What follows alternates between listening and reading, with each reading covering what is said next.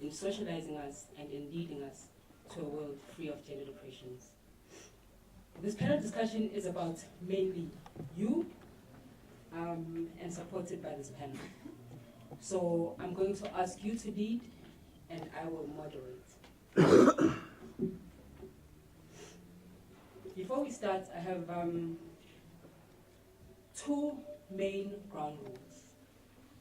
The first and primary one is that we should all participate today with love and respect for this gathering and for the millions of women for which we are conceptualizing ideas around how to ensure that the media plays its role in leading us to a world free of gender oppressions.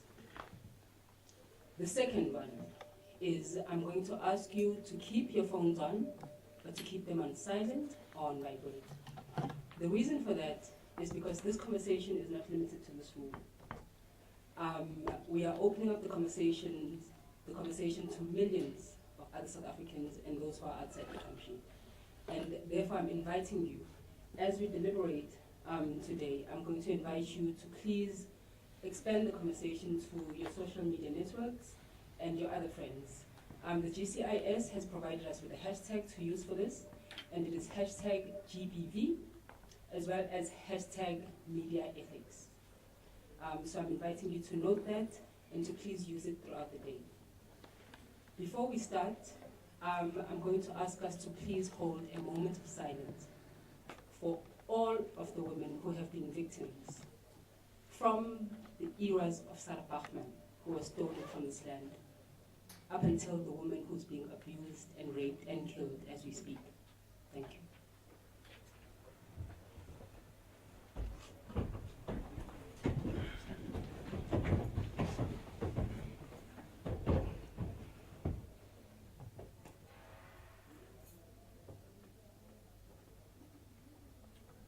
Thank you.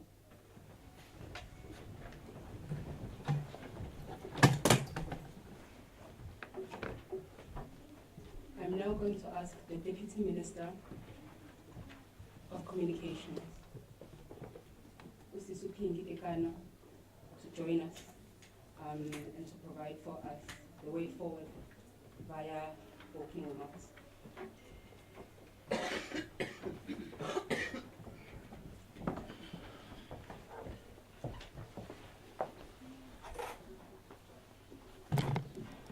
Program Director Mrs. Pili, Honorable Deputy Minister for Justice and Constitutional Development, Comrade John Jeffries, Acting Director General Mayor Phumla Williams. I have seen the representation of the Office of the Lagos Ombudsman, Ms. Latifa Mubara, Mepo Shia Editor FM, Lego Ramaphosa, CEO at Soul City Institute, Avela Fire from Total Shutdown. I think I have seen the representatives of the NPA, and probably let me also recognize all the media houses that are here with us today and various government departments that are with us. Thank you for joining us today at this most important conversation. The topic of discussion is pretty simple on the face of it. What are the ethical considerations for media when reporting on stories and or incidents which relate to gender-based violence? It is certainly not in dispute that gender-based violence is a pandemic in our society which needs to be halted by all means possible. We all know that statistics that get rattled off often, and I suspect that these do not even shock us anymore. The media have crucial role to play in the struggle against gender-based violence because you are the memories of our society. You hold up the mirror so that we can look at ourselves and hopefully, if we do not like our reflection, we can change it. Again, it is common cause that gender-based violence is a reflection that brings a grade of shame to us as a society. So, given the fact that media is fourth estate, an institution with immense capacity to frame the narrative about anything and everything. If you accept my premise, let me restate it. The media is very capable of shaping the narrative about anything and everything. And in a democratic society, such responsibility comes with an element of free expression, but also fairness. Then I would like to pose the following question for discussion and consideration.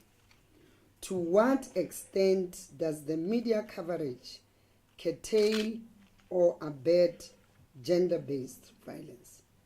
My esteemed colleague, the Deputy Minister of Justice and Constitutional Development, would argue that when reporting about a matter in which rape is concerned, one should not reveal the identity of alleged perpetrator because this might affect the judicial process. And I would argue that the media must not reveal the identity of a child because we need to safeguard the interest of the child. And let me pause here to acknowledge the fact that our colleagues in the print media have reported on the Dross matter sensitively, and this is commendable. This sensitivity must not end here, even when you report on stories where a child is not involved. You need to be gender sensitive. Instead of saying Pinky was allegedly raped by Thabo, why not write Thabo allegedly raped Pinky? One might look at this and think it is trivial or semantics, but it is not. It is a reflection of our judicial system, which places the onus on proof on the survivor. By the way, Deputy Minister, when we have our gender summit, I will be there to propose the reverse onus principle where gender-based violence crimes are concerned. We as women are often cross-examined well before the matters get into the investigation phase. We are asked frivolous questions or told, but you asked for it. How could you dress like that? In our own or in many political organizations, the cases are treated slander and political conspiracies. In the workplace, we know that patriarchy and misogyny manifest itself in subtle and consistent ways. Women who call out men who harass them are labeled by captains of industry and major corporations as cultural misfits. Even trusted NGOs are not immune from this pandemic. Misogyny and patriarchy are lodged deeply into the nation's DNA. South Africa is a hyper-masculine society, and this emanates from our various forms of socialization. From all quarters, young men and women are indoctrinated to think that males are the be-all and end-all of society. And this manifests itself in cultural practices, religious practices, and certain social norms. And in essence, our society is structured in a manner which sustains only the interests of men. This is further exacerbated by our legal system, which requires one to prove a crime without reasonable doubt. This principle operates on the assumption that the state is omnipresent and omnipotent where crimes are concerned. Where crimes are concerned, the state with its resources is capable of investigating and determining how crimes are engineered and perpetrated. However, household crimes against women and sexual crimes are of a particular nature. The nature of the crimes occur in trusted spaces, and the perpetrators are often well known to the victims. As such, the societal balance of power does not fall within the remit of the victim. And added to this, as highlighted above, patriarchy and misogyny deprives the female full status in society. For instance, in rape cases, women are required to prove that the incident did occur. This forces the victim to relive the crime, which by all accounts is a traumatic experience. Added to this is the major evidential burdens which are required to prove a crime which happens in a very recluse environment. Inevitably, these crimes are difficult to prosecute, which lead to a number of acquittals.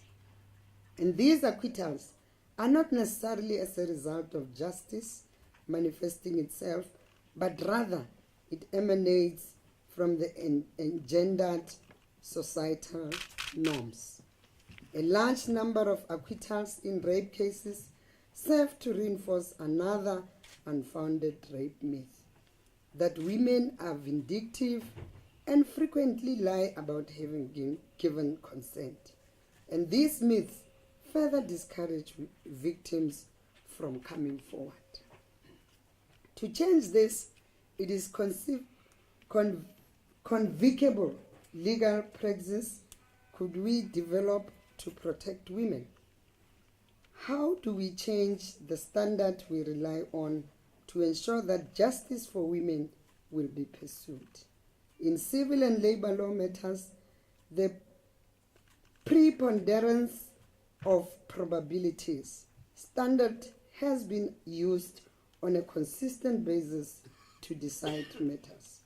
In a civil case, the onus is obviously not as heavy as it is in criminal case, but nevertheless, the onus rests on the plaintiff to satisfy the court on the preponderance of probabilities. These are legal terms, DM, and you know them better. That the plaintiff version of events is true, making the defendant's version false or mistaken. With the assistance of the state, women must be able to litigate directly against men without having to endure the persistent trauma currently evidenced in criminal justice procedures. The moral framework of our society has been reframed by the hashtag #MeToo movement. Our legal system needs to respond to this urgently. Moreover, our legal system needs to ingrain a principle of reverse onus when it comes to sexual crimes, including harassment and domestic violence. It was also Blackstone who said, law is the embodiment of the moral sentiment of the people, close quote. Finally, as I conclude, I would like us to also ponder on this question: to what extent does popular media aid and abet rape culture in South Africa? And what is the stance of the media in this regard? How often do we hear people saying things, "Hey, did you watch the match last night? Kaizer Chiefs raped Orlando Pirates." This often infiltrates our music and TV programs. Does our mainstream media reflect the rape culture entrenched in our society? So, as we discuss ethical media reporting on gender-based violence, we must deal with the issues raised here. Thank you very much.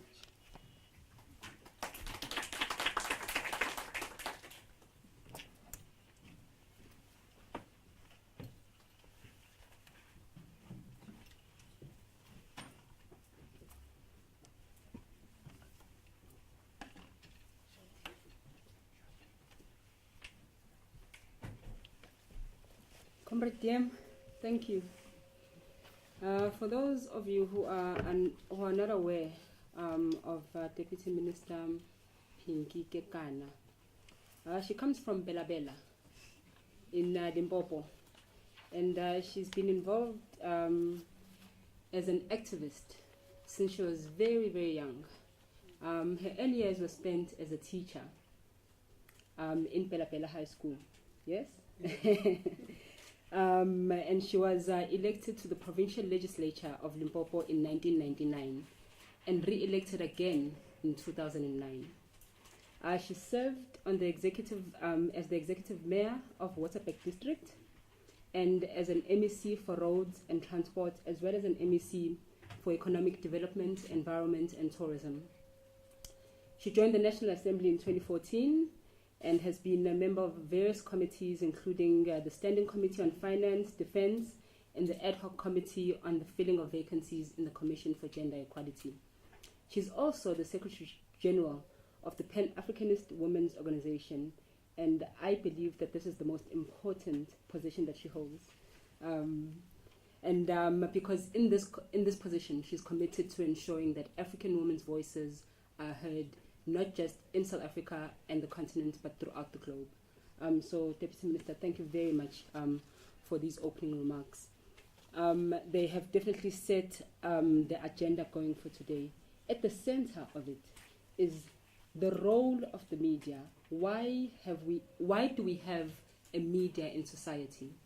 As I explained earlier in my introduction, the role of the media as a socializing agent is the crux of the question that we want to ask today. And I'm hoping at the end of the 2 hours we're going to spend together that each and every one of us, when we leave here, we have learned something that we didn't know before, and we are also re-energized and revitalized to fight the struggle on against gender-based violence. Amongst the roles of the media, the most important one that we have to ask has to do with the links between the media and systems of power and hegemony. We know that the media is also a private institution, or a lot of media institutions are private institutions. So in as much as the role of the media is to transfer information, to provide platforms for discussions, and to ensure that we are educated about what is going on in our world. But there are also the political dynamics and the financial dynamics that also play a role in what it is that we get to access via the media and the power forces behind that information. And the results of that is that the journalists have to keep account of the information that they pass to us. In the invitation that the GCIS gave the panel were invited to prepare some notes to speak on the issue of media and ethics. But I'm going to try and disrupt those presentations a little bit. And the reason for that is I want us to avoid rhetoric. I want us to avoid coming and reading speeches. I want this to be an engagement, and I want it to be directed mainly by you. So how we are going to do this is I'm going to invite Deputy Minister of Justice to speak to us, but I'm going to invite him to use his notes as a reference point and not to speak or to read in them. And the challenge that I want to pose to you, DM, is to move from a place of seeking from the audience collaborative strategies for us as a society to move forward.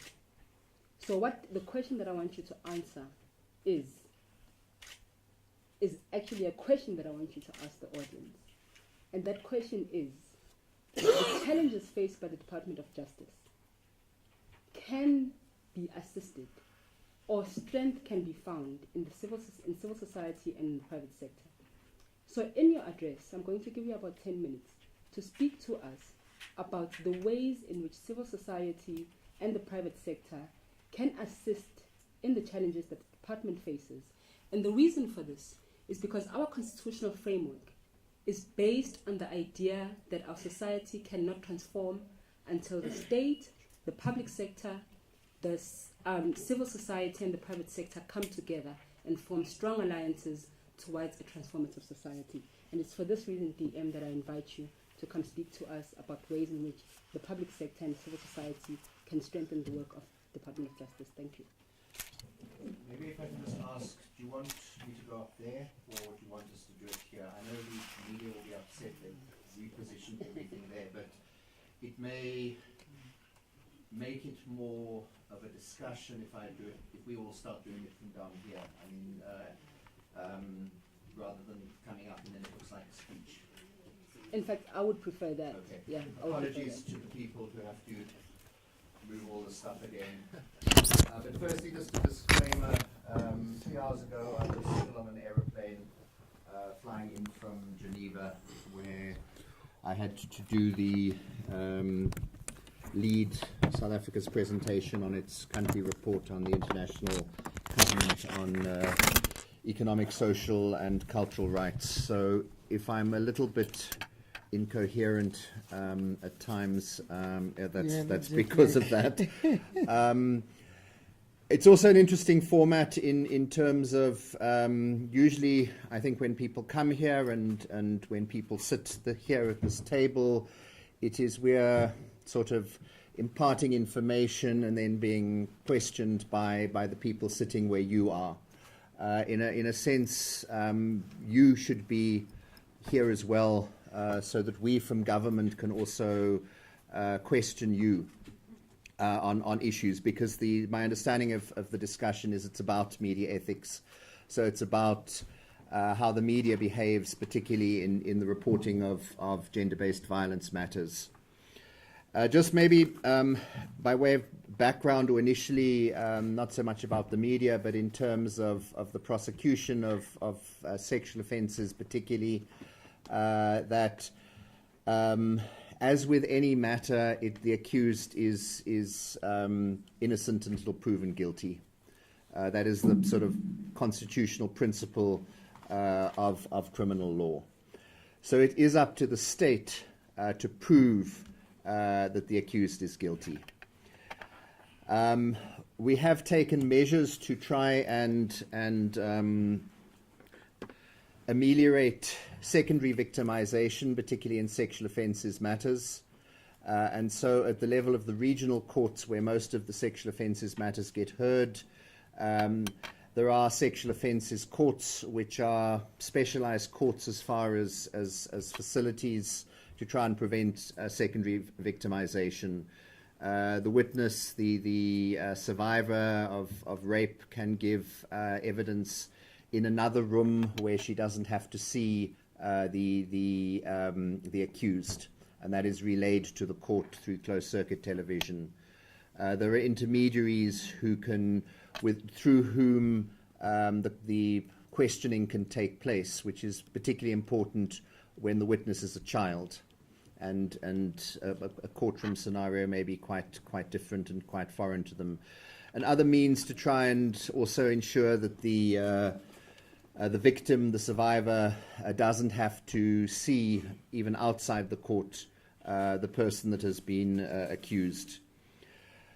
When it comes to the issue of the reporting of names, my counterpart may be surprised that I'm not an advocate of complete secrecy, and I think it would probably be useful for the National Prosecuting Authority to produce a guide for the media on what can be reported and what can't. Very often you will see an article that the name of the accused can't be released until he has pleaded to the charge. Now, the pleading to the charge takes place at the start of the trial. So that's many months or possibly even over a year away. I don't know where the media get that from. It's as far as I understand, not a legal requirement. Once the accused has appeared in court for the first time, which must be within 48 hours of their arrest, then the name of the accused can be reported on. The exception would be basically, particularly in a gender-based violence matter or sexual offence, specifically a sexual offences matter, would be where releasing the name of the accused can lead to the identity being discovered of the victim, particularly if it's a child. So if there's a case where a stepfather rapes his stepdaughter, then probably that name would not be released and should not be released even while the trial is in progress, because once it's known it's a stepfather raping his stepdaughter and you release the name of the stepfather, then you know who is the victim. And if it's a child, that's a problem. But those are things that the prosecution would be asking for in order to protect the victim. But normally, there's no reason why the name of the accused cannot be released once they have appeared in court for the first time, which is within 48 hours of their arrest. But I think it would be useful if the NPA maybe do guidelines for the media, because you'll often see this thing about, no, his name can't be released until he's pleaded, and that's not the case. So that's just really the one point. Look, as far as, and we can sort of engage on processes, conviction rates are not bad. I mean, they're in about the 70%. I mean, there are people from the NPA here. Unfortunately, the number of cases that get to trial are pretty small. But the percentage of matters that get convicted is not too different from many other countries across the world. So whilst we've got a big problem here, I was interested in, I think, the statistics from the Netherlands at a recent forum, a 2-day forum we had on the implementation of the Sexual Offences Act, that they were not much higher than we are. But as you all know, gender-based violence, sexual offences are a huge problem in South Africa, and we as a society need to do our part to ensure that everything is done to prevent gender-based violence matters, to ensure that society, that men behave better, and it's, as I said, particularly a problem in South Africa. From the media's point of view, I mean, the issue, I think it's been said that the goal of the media, and you can talk about free press and all these laudable sort of issues of spreading information and reporting without fear or favor. But generally, the goal of the media, the media is in business to make money. That's something. If you don't make money, so where is it? ENCA, whatever. If you don't make money, you're not going to stay in business. If you're print media, if you don't sell the newspapers, you're not going to make money. And that we all have to recognize as the prime motive of the media, less so the state broadcaster, but definitely private media. It's about money, and money is often about sensation. I think one of the most important things is when it comes to reporting on matters of gender-based violence and sexual offences, I haven't been in practice for some time, but it was always very nice very good when you were defending somebody and the person who had brought the charge had given interviews to the media, because then you had material to cross-examine them on when they got to court. So I would have thought one of the key issues is for media reporting to be careful about the way they report the victim, the survivor's account. in order to ensure that it can't be used, or it's more difficult to use when they cross-examine the witness, when the defense cross-examine the witness in court. The Gender Links did quite an interesting study in 2015 they monitored more than 27,000 news items from television, radio and newspapers in 14 SADC countries to assess the representation and portrayal of women in the media in SADC countries. And I'm not sure how many people have read that, but I think it would be something important for people in the media to follow. One of the key findings is that gender-based violence and stories that mention gender-based violence accounted only 1% of the topics covered, despite the high levels of gender-based violence in SADC countries. And this was a 3% drop from 4%, which was recorded in 2010. And Gender Links, who did the study, was asked the question if that meant that gender-based violence had fallen off the radar of the media. And they also argue that it's important to cover many stories on gender-based. While it's important to cover many stories on gender-based violence, it's also important for the media to move beyond the numbers and give more analytical and critical coverage. News coverage must be able to probe, give analysis of the causes and the different impact of gender-based violence. The study also revealed that gender-based violence is covered in insensitive ways, with questionable headlines that trivialize the experience of women and therefore contribute to the stereotypes and victim blaming. And women often suffer, they found, secondary victimization from the media through insensitive news reporting. The study further showed that women's views and voices accounted for a mere 20% of news sources in Southern African media, lower than the global average of 24%. So I think that study is something I would recommend to people in the media to read and to discuss and to debate.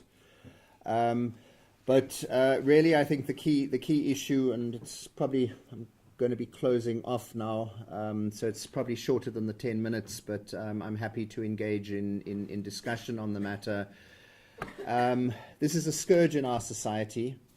The media should be asking themselves, what can we do to address the problems? Remember, this event is, I think, part of the build-up to the Gender-Based Violence Summit of the President that is going to be held at the end of the month. But I think that's the question that the media should be asking. How can we use the media to counter these stereotypes, to get across the view that women's bodies are not for other people, they're for themselves or for each individual, and to discourage men from assumptions. I mean, one of the other problems in South Africa is we have an incredibly high rate of intimate femicide. Intimate femicide is where a woman is killed by her partner. We need to be asking ourselves why. Often, and it seems to cut across both class and race lines. It does seem to be linked to a view that if a man cannot, if his partner is going to leave him, then he'll kill her, and obviously it would probably be psychologically tied into notions of possession. This woman is mine, and if she's going to go, then I should be able to kill her to stop her having relationships with other men. But those are issues we need to be debating. So we all read the stories, but the point I'm also making is analysis is also important. Why is it happening? Why is it so prevalent in South Africa?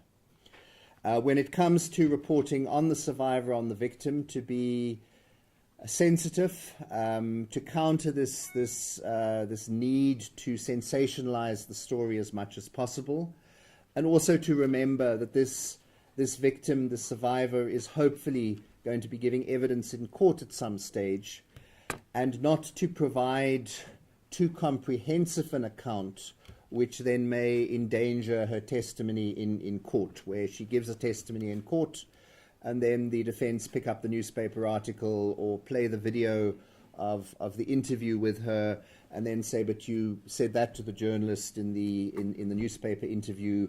You've said that. You're saying that on the video now when you were interviewed in person. Why is it different to what you're saying in court? So I think sensitivity in dealing with the victims from an evidentiary point of view, and obviously sensitivity in terms of what they have been through.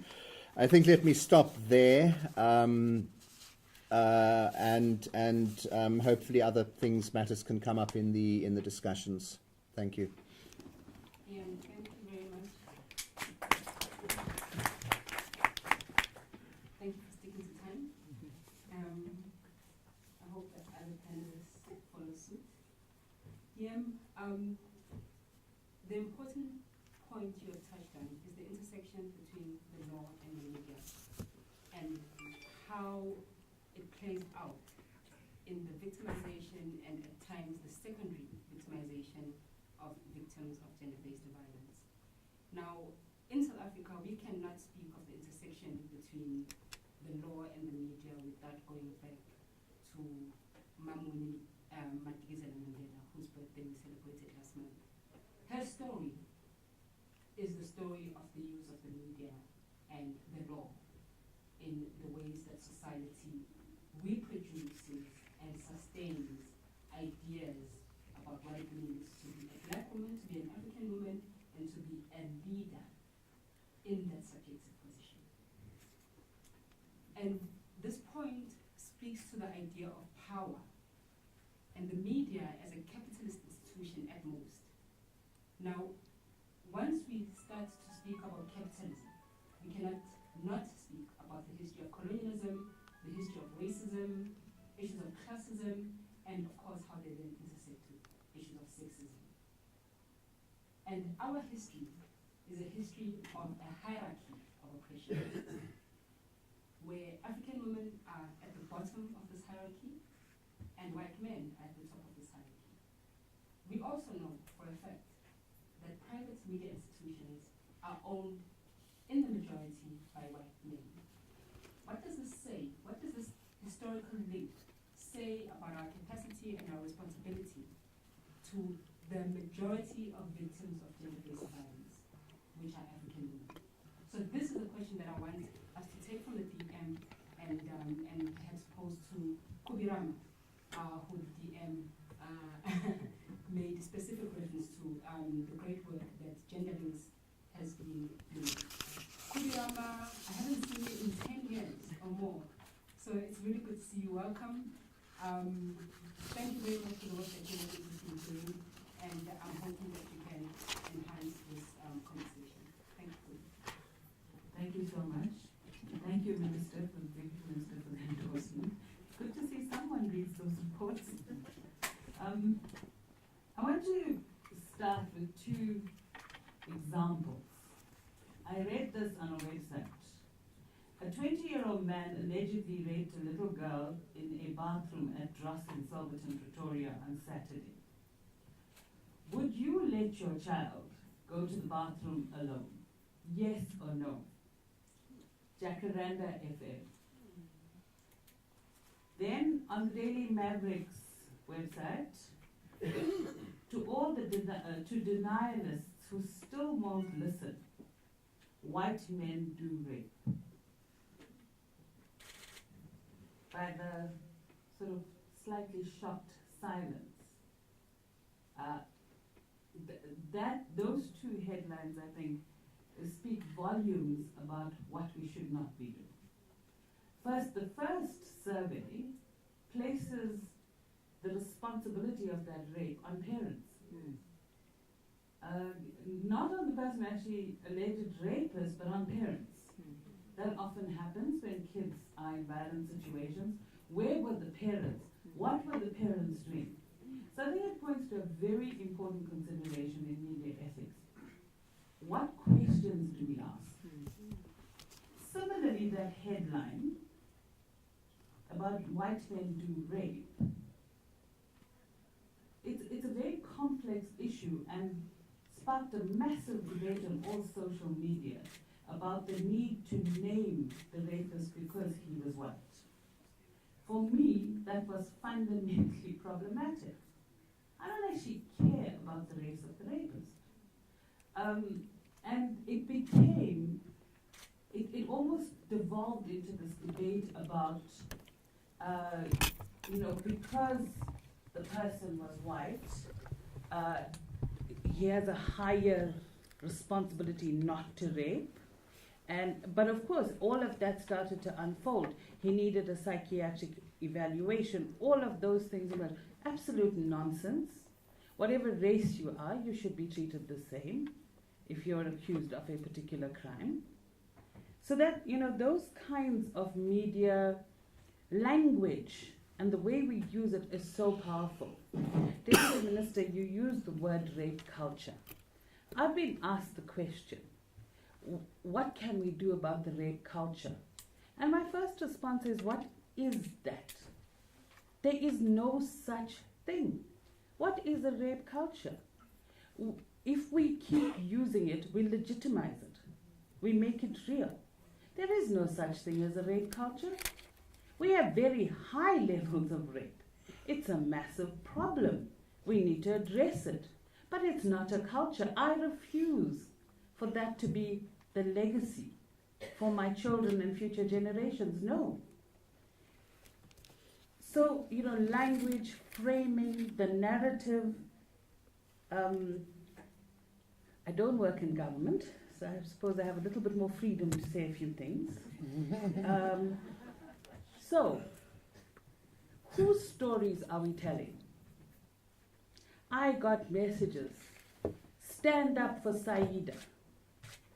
Support Miguel Lowe. Tragedies. Children should not be dying in those circumstances. No child should. But why are those the stories that we're hearing about? We need to tell every child's story. The child in every place. Not just the ones that live in cities and that we have easy access to, and whose relatives and families that make it a story. We need to find the stories? The stories in Soweto, the stories in Bela Bela. Deputy Minister, when we did research about the levels of violence in the Limpopo province, 77% of the sample said they had experienced violence in school. That is exceptionally high. So, where are those stories? It's not that I don't want to hear Miguel's story or Saida's story or any, but I want to hear all children's stories. Not just the ones that are easily accessible. And now, because I'm not in government, I also want to hear the stories of African children. Because stories currently are dominated by the Saidas, the Miguel Lows. What about the young kids and the women in the townships, in rural areas, who are experiencing very similar, if not worse? And the question of money and making money. We need to be honest with ourselves. Media colleagues, has business as usual worked? No. Media houses are closing. Business is not great, but we're telling the same stories. So what needs to change? How can we do this better, get bigger audiences? I understand the economy and how it's worked. It's affected everybody. So, maybe we need to review how we're telling these stories. And yes, the analytical is completely absent. So there is the question then of, whose stories do we tell? And clearly, we cannot talk about this subject without talking about social media. And friends, we have a problem. What are we going to do? Because you have every person is a journalist, telling stories, not always in very constructive or useful ways. I believe there's a need for some serious action. I mean, obviously we do not want to censor anyone, but sometimes the way people frame things on social media are highly problematic. And in my view, maybe some kind of test case in some instances, because ultimately it affects the person who has been violated. Before, the case that happened again, I know about the case because media covered it extensively, about the little girl in Chatsworth. The video was shared. Before that case even reached the court, we knew that little girl's face. Now she's got to live with that for the rest of her life, that the whole country knows who she is. You see, it's not about the race of the violator or anything like that. She has to live with that consequence. Not any of us. We will see on the street and say, hey, that's a little girl that's been violated. That becomes her identity for the rest of her life. That is not fair. And then perhaps my last, I come from the generation of young people that were called ungovernable, Deputy Minister, so, hasn't left me quite yet. So this is, I think, the biggest issue. We, as a citizen, as a parent, I want to ask the President and his government to stop a moment and recognize that women and children in South Africa are facing a war. We need action that makes us feel safer. We are citizens. We have a right to safety and security. Currently, that right is not available to us. So this is part of a bigger issue. The media can keep writing about the excessively high levels of violence. And we can congratulate ourselves that we have over 70% conviction rate. But the bigger issue is how many of those cases just do not make it to court. And the next day, the alleged rapist is let out on bail and sees the person he's raped. And she has to live with that. She then leaves her community. So, for me, and I'm not saying government has to do this alone.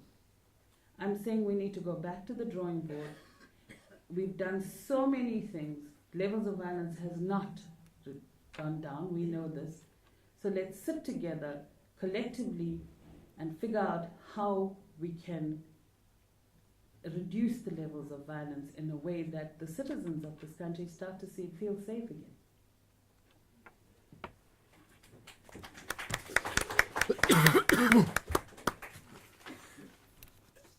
Okay, thank you.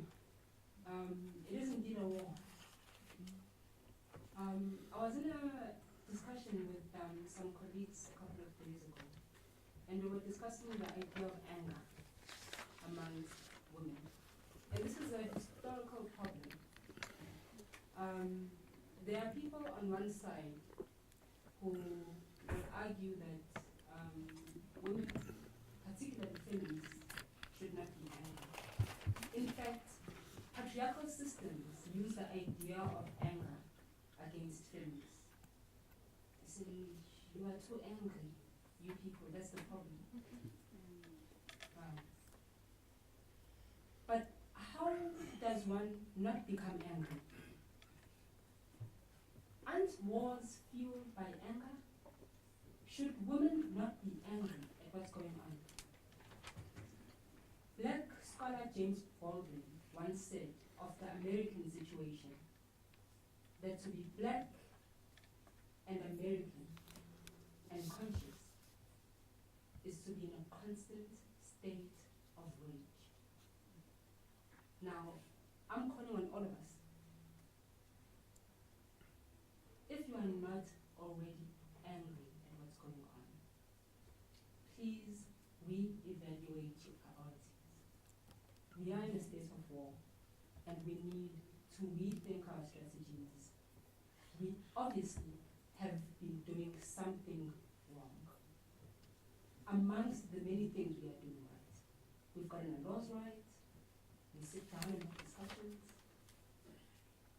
but the rates of gender-based violence continue to rise and rise and rise.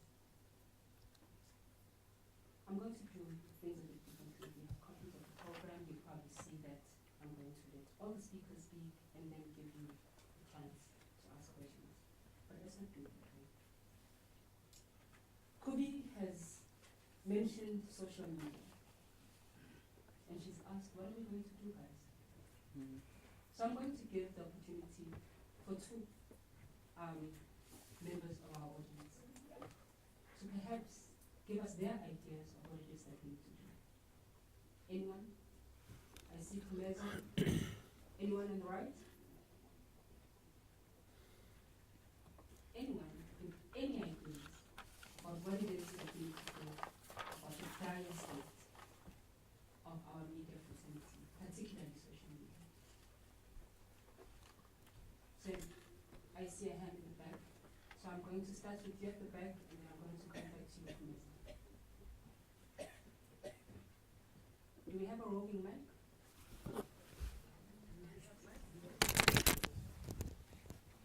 Oh, the chairs are on. Nice.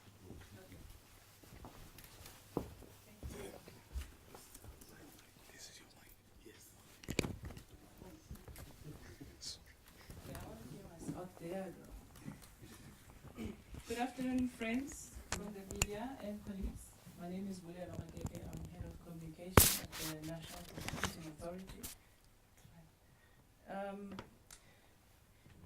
Firstly, DM, I really want to assure you that the suggestion you actually sounded this morning about the NPA guiding the media on how to report on court matters, particularly sensitive matters like this, is an idea that's already started to take off.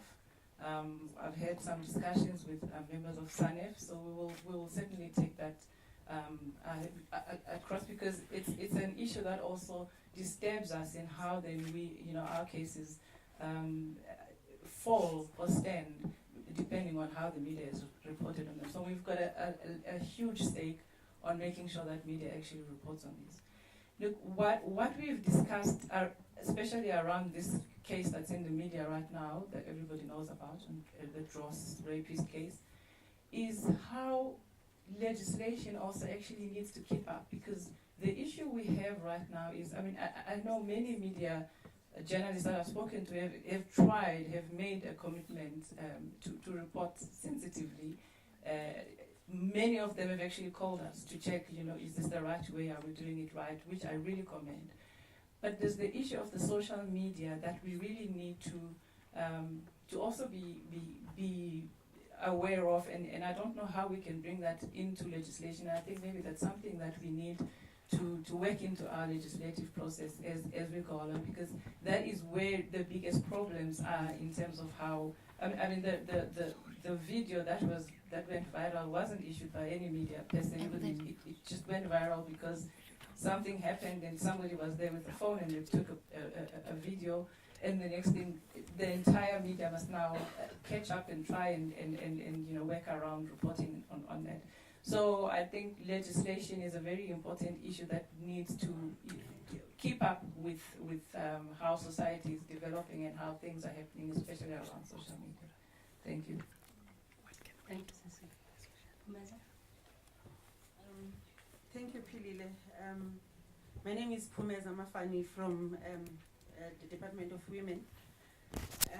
My input is actually informed by what Kubi said in terms of how the recent case became a race issue, and the perpetrator's race was the issue. And for me, I took it further, Kubi, to say what has been the narrative, what has been the context that informs that kind of reaction from society. And my issue, and which has always been my issue, and you will remember from our days back when we were trying to conceptualize the 365 days, was the issue of profiling. And this brings the role of the academia and the researchers in the fore in terms of how we have profiled a rapist. Most studies have profiled the rapist as a black man who drinks alcohol, who lives in an informal settlement. And as a result, therefore, then we'll have headlines like the ones that you've mentioned, that then therefore, if then does not fit that profile, therefore this person must need psychological intervention because it does not fit the profile.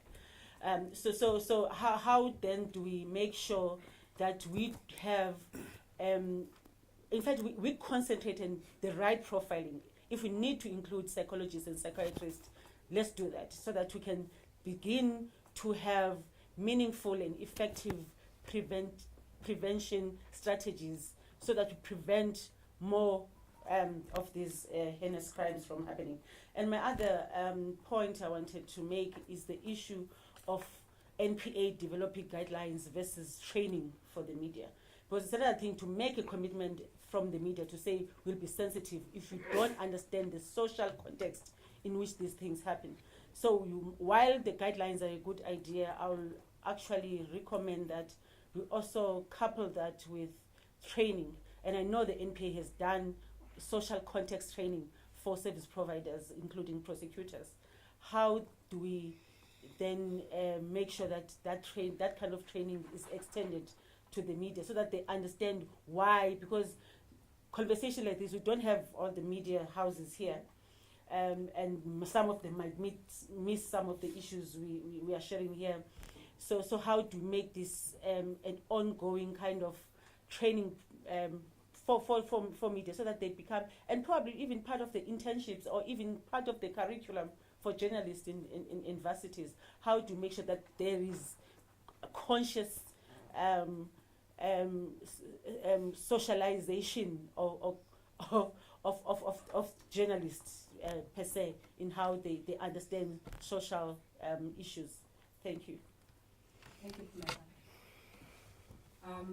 Amongst our panelists, no one is better suited to speak to the notion of training and the responsibility of the media than Portia Kobue. Portia has about 25 and more years experience in both radio and television. She's a trainer, and in her work, she's interested in how the media can position citizens not just as subjects of the stories that we tell, but as empowered individuals who have agency in the ways that we start to think about and conceptualize solutions for the challenges that we have as a society. Portia, welcome and thank you for coming. Thank you very much. Thank you. Can you hear me? Is this mic on? Is it yours? Do I have to press somewhere? Yeah, sure, let's try. Anyway, I think it's on now. Yeah. Is it on now? Yeah. No, it's not on. I don't mind. I can come and stand there. Use this Can we one. get someone from GCIS? Yeah, if you can use this Can I use this one? will pick you up. Oh, okay. Sure. This is a tall order, but thank you very much, firstly, to the GCIS for the invitation to come and have my 2 cents worth here. And I'm really, really happy with the panel because it's a very incredibly knowledgeable panel that, as we have these conversations, we will get somewhere in terms of how we break the back of gender-based violence and how the media reports on it. And the speakers who have already spoken have really touched on a few things that are very close to my heart. And I really want to start at the beginning, what the role of the media is. And I'm not here to criticize the media or to criticize anyone. I am more interested in how we can frame our narratives, our news and content in a way that contributes to eradicating gender-based violence, but most importantly, in a way that contributes to advancing democracy, because that is our role, especially in South Africa that is still developing. The speakers who have really spoken here have spoken about things that are problematic in our society, and one of them is rape. And and I'll speak from my perspective because I don't want to generalize. From a very early age in my career as a journalist, I was concerned about, the differences in gender. And it was mainly informed by how I was raised. I was raised in a very small village. But I watched my mom and my dad do, household chores, supervising us as children on how to do household chores. And in my family, it didn't matter whether you're a boy or a girl. If you were seniority was most important, and my sister and I were the eldest in the family, so we took care of our younger brothers and sisters. And as we grew older, we cooked for them and we supervised them, just as our parents supervised us. So I grew up in a household where there was no boy or girl. When I stepped out into the real world, because I went to boarding school, after secondary school, I was really shocked. Boys were ordering me around. They wanted to beat me up. I didn't know why, because I was like, why would you want to beat me up? Why do you want to send me around to do things for you? And I think also my frame of mind was, my brothers are younger than me. And so, they respected me as an elder sister. And I could not understand, the environment that I was stepping in. So, I became very, very interested about that. Why was this division, in our society? And when I became a journalist, I made it my responsibility to find out and to see how I can contribute to normalizing our society. And in the beginning, I did not have the skill and the confidence to use my work to tell the stories the way I think they should be told. But I thought, I'm really passionate about this. And what did I do? I educated myself. I found out why this is happening and how can I change the status quo. I've worked a lot with Gender Links and with other organizations in trying to be educated and informed about how I can turn the tide in my journalistic work on gender-based violence, on generally how we report about women. And I think one of the most important things that I've learned is I've got to change certain things about myself. I need to know where to get information from, and I need to know who to talk to make my stories stronger and much, much more, informative about the issue. And so contextualizing, analyzing, and writing critically about these issues became very, very important. And it might sound like it's complicated, but the more I learned, the more it became easier. And one of the easiest things is watching the language that I use as a journalist. Number one. Number two, how do I frame my story, to allow my viewer or my listener walk away with something that will have impact on them in terms of how to transform how they think about, as an example, gender-based violence. So language became very, very important. And I think that in your packs, if you're a journalist, you'll see there's a list of terms there to avoid as a journalist when you're writing about gender-based violence. I won't go through all of them because there's really a lot of them. And one of the most important thing was, what is it that I want my listener or my viewer to take away from the story that I'm telling? If I'm just going to tell a story of someone who has been raped and I immediately move on to another story, that's not going to be effective. But if I put it into context, how many people, how many children, how many women are raped in South Africa, and why is it happening, and who is doing what about it, and who should be held accountable for not doing their work, as opposed to holding the mother, in a restaurant, responsible, So it's those kind of things. If we don't have that frame of thinking, we will make those kind of mistakes where we start to just write stories because we latch onto the sensation in the media because we also want to be part of the bandwagon. It's very, very important for us to sit back and say, how do I want my story to talk to people? So one of the things that has become very, very important is to understand that gender-based violence robs women of their human right. It's a human rights issue. If we can think about that, it is a human rights issue. Somebody is hurt, and the whole family is hurt, and the whole community is hurt. If it's in a workplace, if it's in a school, people get hurt. So we need to tap into that emotion as journalists and begin to see these things from a perspective of how do we change our society to make our society less angry, or to even explain to the society, why do we have so much anger in our society? Why are women angry? Why are men angry? And how do we help? So in my work, I've learned to say, okay, this is the story. Something bad has happened to someone. A woman has been raped. And these stories are many, so it's also overwhelming because can you really keep up? But the one thing that has been important is let's go and look for someone in a community who is doing something about this. And profile that person. Talk to them about the work that they do. Talk to them about the women that they have helped. Where did the women, come from? What did they experience? Where are they at the moment? The issue of sources, how we avoid using female sources. I mean, I know I've worked in many newsrooms, and my team would always say, "Oh, but women don't want to talk." Make them talk, or go and find those women who can talk. There are lots of them in South Africa at the moment. So that's just one of those things that you can do. The other thing as well is really, when we come to language, is are we part of that society where people tell rape jokes and we laugh, or we walk away, we don't do anything about it as journalists? It is our responsibility to know, how do we substitute these demeaning and hurtful words that are attached to women? Women are called damaged goods. Okay, even if we don't use it in our story, but how do we counter that? And it is our responsibility to go and find out, do our research. What does a word like that do? This woman has been raped, has been psychologically affected, couldn't probably work. And we must also couch our stories in how it affects the bigger picture. The bigger picture is loads of women don't go to work every single day because somebody has attacked them.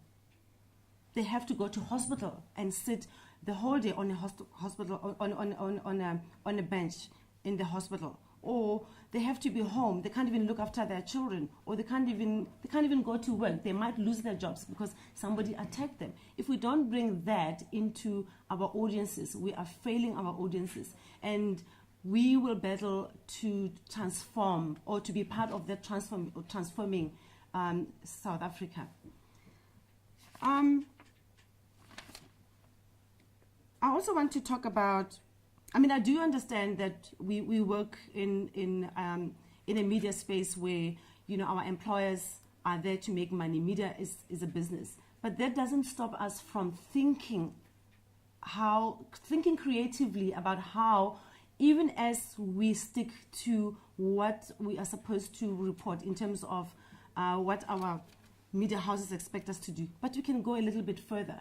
Those 3-4 lines that you write for a radio story, you can make sure that they are the best 4 lines that are going to tell a story. I always say to my teams, make sure that at the end of your bulletin, someone who's listening is saying, I didn't know that, now I know. Something that a person can really take away and use. Or, wow, I can right now stand up where I'm at and do something about what I have heard. And I just in closing, there's a lot of things that I can say, but I don't want to be long. One of the things that we must also think about is writing our stories in such a way that we move away from the big words, the big numbers. If I'm telling a radio story,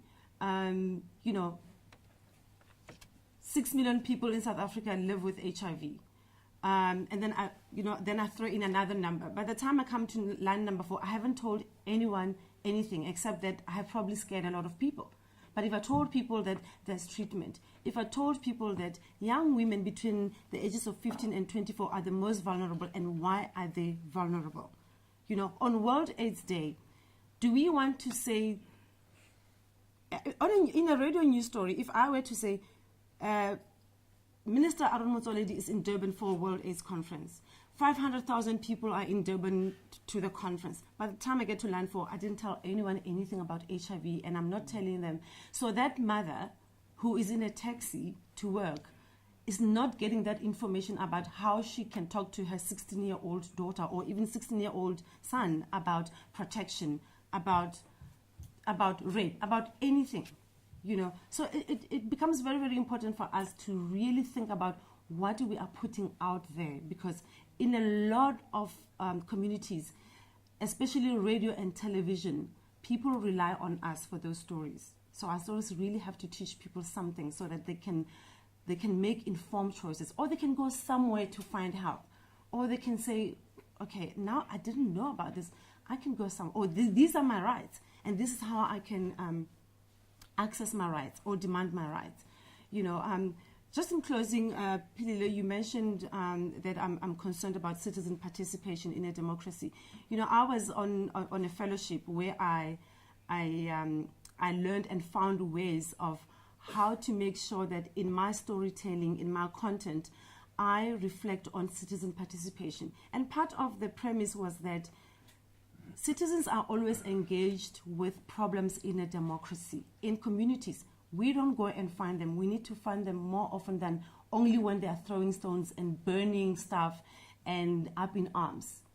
And, you know, I believe that if we really think about what we do, we can make a difference. Thank you.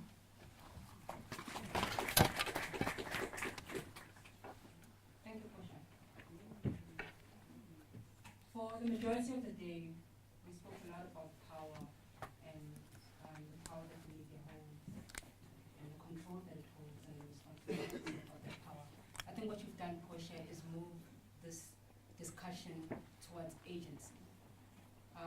What is the role of those who act in ensuring that they protect victims and that they enhance our democracy? Because that is at the heart of the question of human rights. Portia, in response to your presentation, I want to quote a discourse analysis within and I'm quoting her particularly because of the concentration on words and the power of words to construct how we view ourselves and how we view those that we interact with. Vivian Burr says about the things that we say and write. She says that these are outcrops of representations of events upon the terrain of social life. They have their origin not in the person's private experiences, but in the discursive culture those people inhabit. These things that people say or write then can be thought of as instances of discourses, as occasions where particular discourses are given the opportunity to construct an event in this way rather than that. And this speaks back to what the PM of Communications said earlier about the choice of words that we use and what they do. If one says that Pilile was raped by Pinky, there's a big difference between that and Pinky raped Pilile. It is about the power that we give to the subjects that we are writing and telling stories about, and then our responsibility in that. And if I have you right, Portia, this is the crux of your presentation. Now the question that then follows from that is, what is the role of regulating bodies in ensuring that those who are responsible to enhance this democracy and to protect the rights of citizens as enshrined in the Constitution do so? And I want to invite Latifa Moraba. Mubara. I'm sorry, Latifa. No problem. Latifa is the Executive Director of the Press Council of South Africa. She's worked previously as a public advocate at the Press Council, and she's a former journalist, and she's also worked as the Executive Director of the South African National Editors Forum from 1998 to 2002. Latifa, thank you. Thank you very much. First of all, I want to say that we really welcome the opportunity for the NPA to engage with us and to put together these guidelines, because I think for us it'll be very important to look at that and to see how we can incorporate it in the current press code. But I think, you know, what I want to... Swap seats.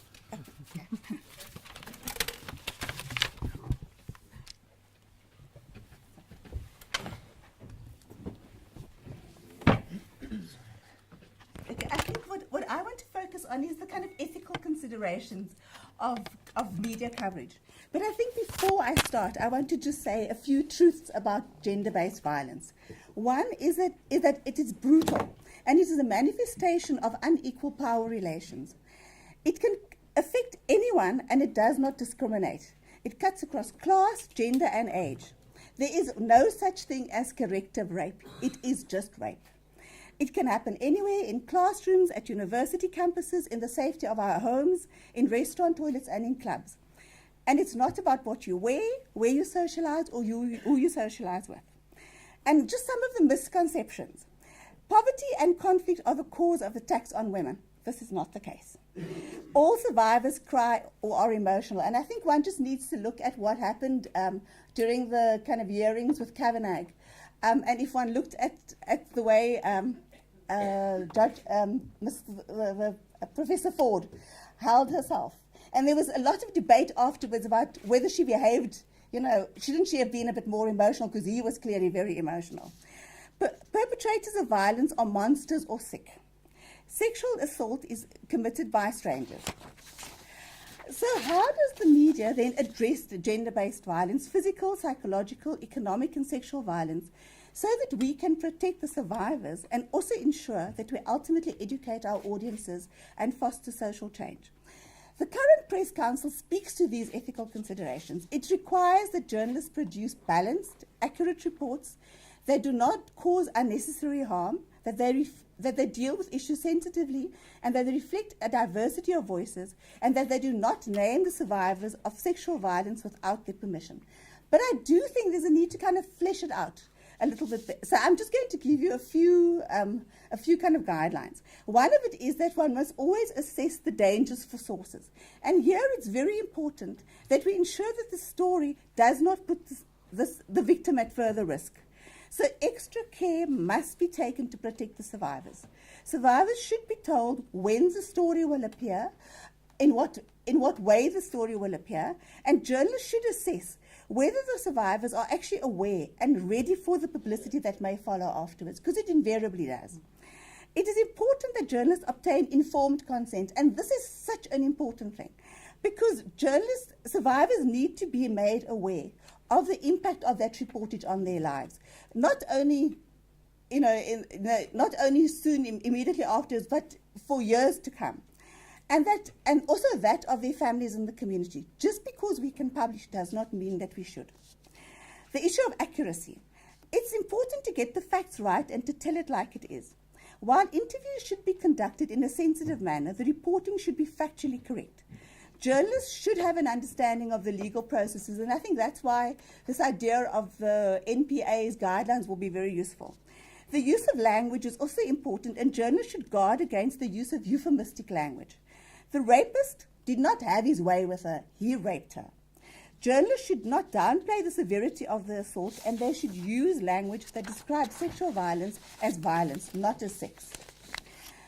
We need to move beyond the stereotypical images, and the stereotypical images of women still dominate the media, with photographs and images that communicate the kind of complex reality of gender-based violence and these images fail to communicate the complex reality of gender-based violence and increase the reader's view and viewers' tolerance to violence. And I think here whenever we see a picture of a woman, it's about a story about gender-based violence, she always has bruises.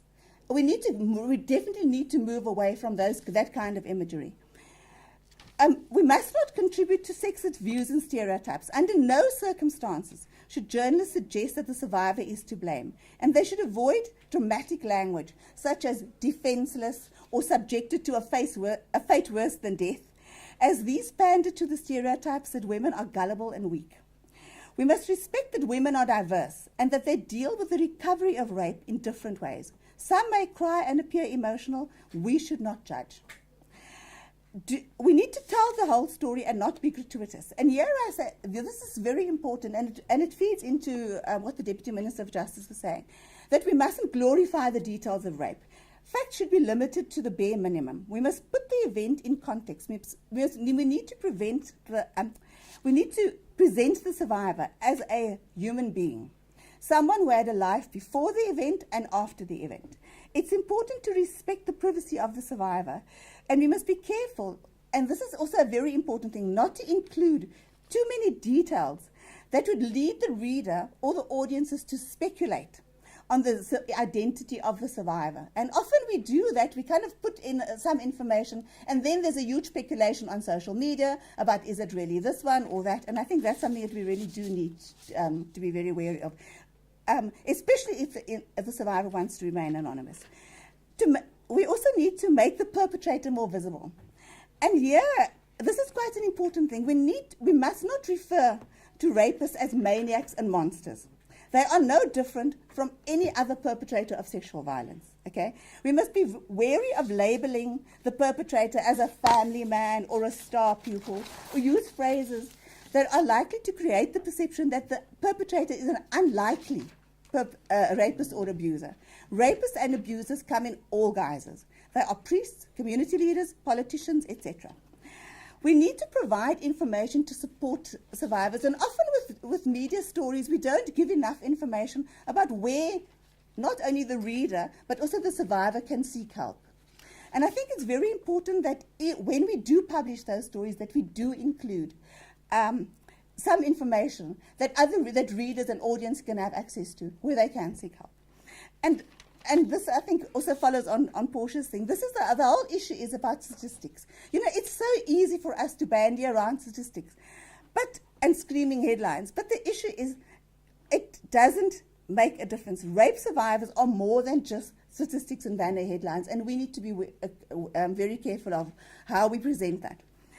At the moment, we are reviewing the press code to deal specifically with gender-based violence. And so, for example, what we've done is we've included in the press code, and this is quite new for the press code, we've included in the press code the definition of the World Organization's interpretation of sexual violence. So we've broadened it, and it now includes psychological intimidation, blackmail, or other threats, such as the threat of physical harm, of being dismissed from a job, or of not obtaining a job that he sought. So in other words, what we've done is we've said intimidation and harassment should also be included.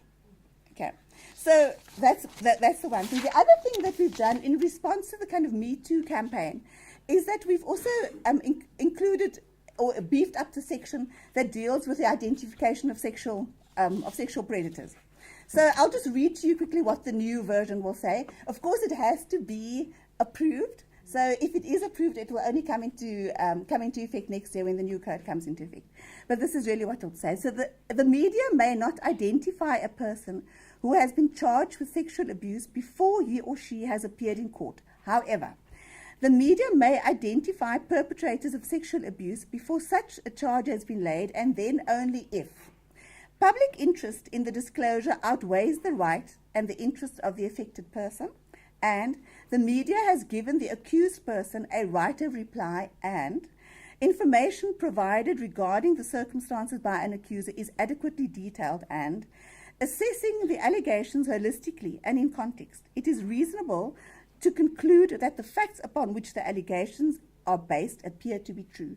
So I would like to engage with the NPA about this even before we finalize it. So if it's possible, that will actually be really useful because it will guide us in how to beef up these regulations. Thank you. I hope that may... I was actually going to pause you there. Yes, I know. Some colleagues from the NPA to please engage with that immediately. Yeah. Mrs. Smith, I see it.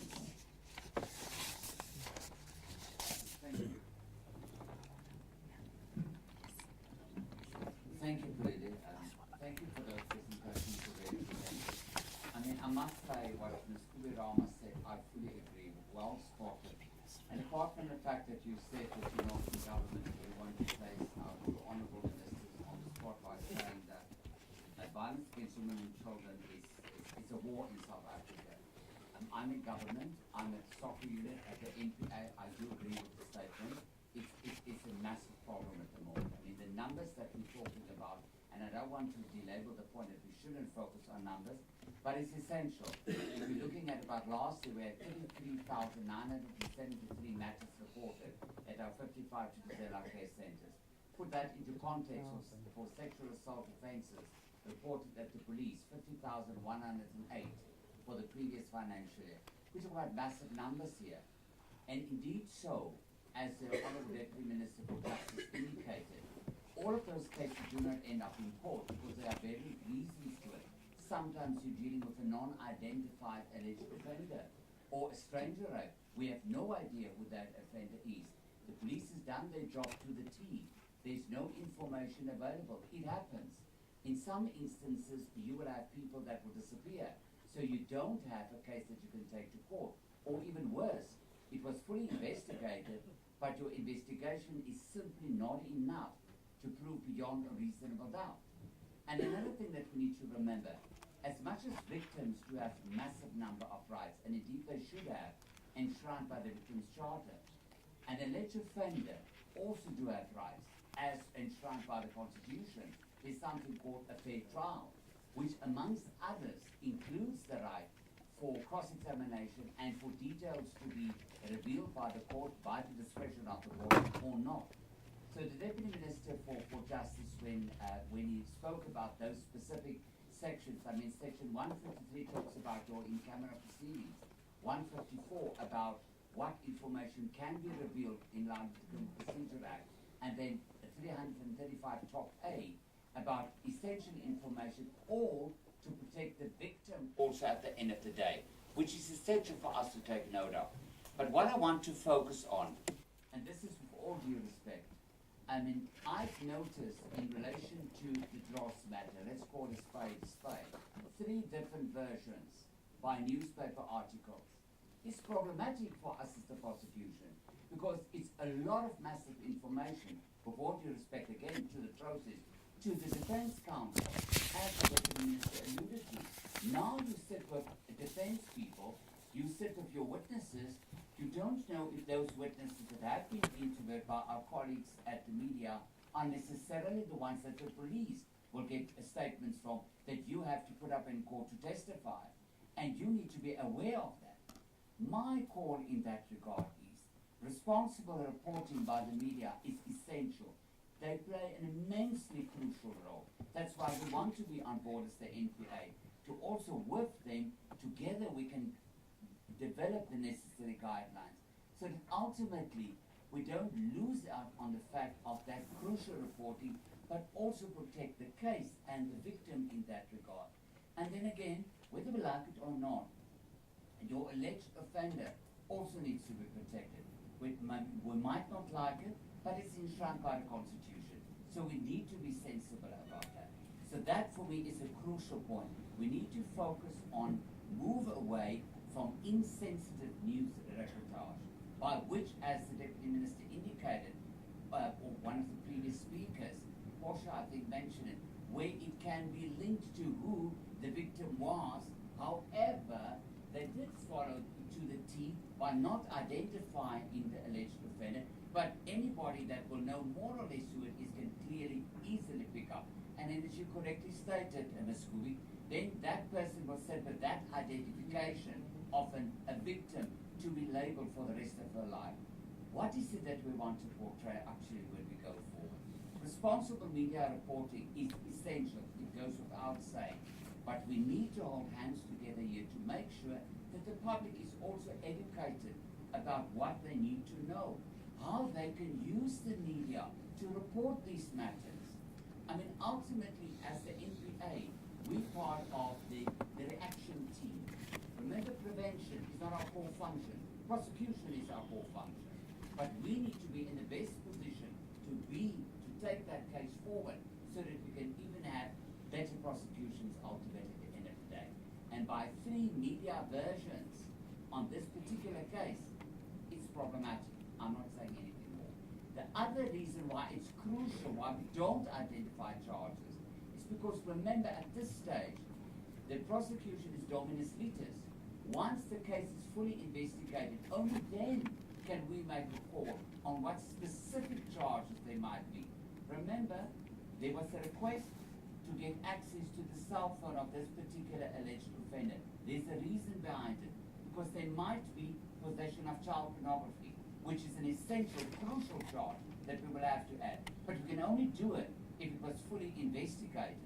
And lastly, you don't want to rush with a case through court for the sake of getting to a verdict. Because ultimately, if you do get a conviction and you haven't followed the law to the T, you will possibly lose on it. Thank you. Thank you very much. Thank you very much. I want to invite you, to perhaps maybe engage with this on the basis of the issue of the evidential value of information. When you have 3 stories about one case, What does that do to the case? And how does that compromise or support then the prosecution of the case? No, thanks. Look, as I think Advocate Smith has said, and I think let's put it starkly, from our side as justice, and that would include the NPA, I would say our main interest is to get the accused convicted, found guilty. The tension with the media would be yours is to get out the story.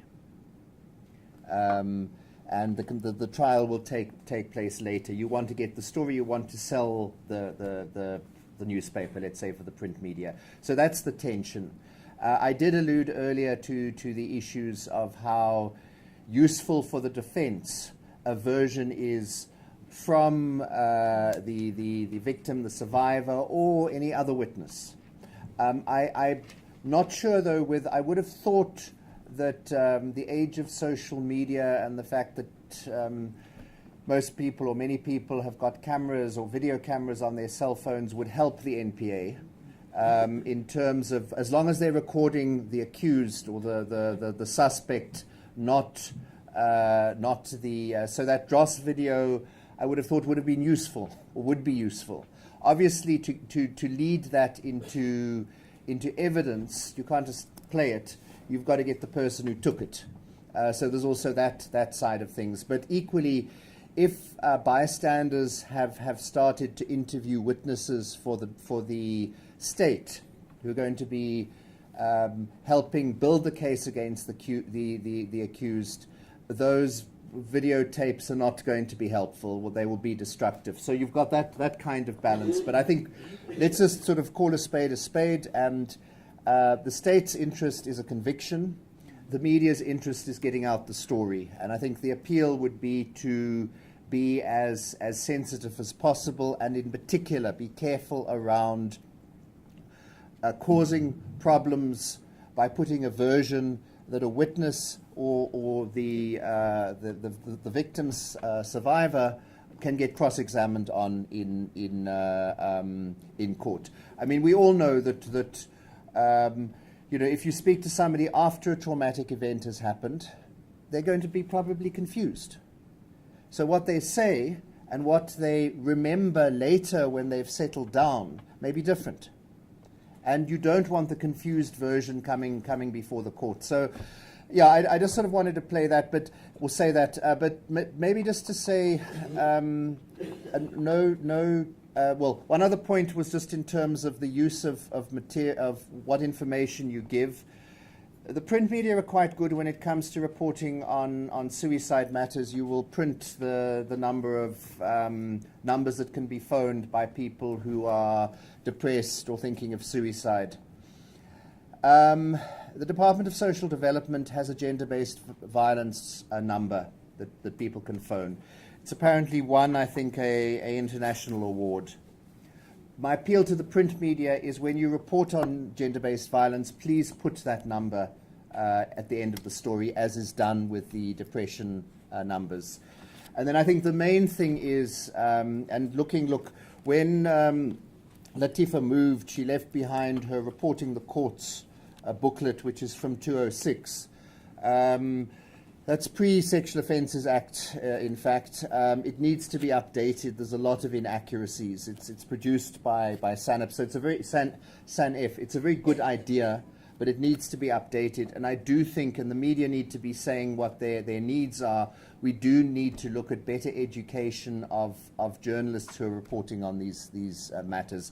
And then the last point, just to say while I've got the floor, yes, on this panel, we've got civil society, the media, press ombud, civil society, but there have been no comments or inputs from the floor from the media. It's been government departments, NPA, Department of Women, and I trust that I want to see you guys on the spot, basically. Ian, thank you very much, because that is exactly what I was going to ask Ezra. Where are the journalists? I see. Is that Mahlatsi? No, it's Lennox. Ah, it's Lennox. Why do you look like Mahlatsi under the lights? Yeah, no, she looks like me. Ah. My name is Lennox. I work here. Hi, Lennox. Hi. But he's still Every government. Thursday GCIS, from then if 6 he to works here. 7, we run syndicated programs linking over 65 community radio stations in a program entitled Let's Talk Justice. Thanks to that Department of Justice.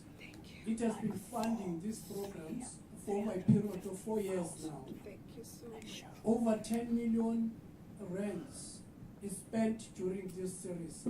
But the point I'm trying to raise, central to the questions we've been getting from the from the participants, listeners of the community radio stations, they are saying, Justice Department help us, government help us. Can we begin to have what they call responsive system that is preoccupied with protecting more or bias in favor of the victims and less about protecting the perpetrators or the alleged perpetrators?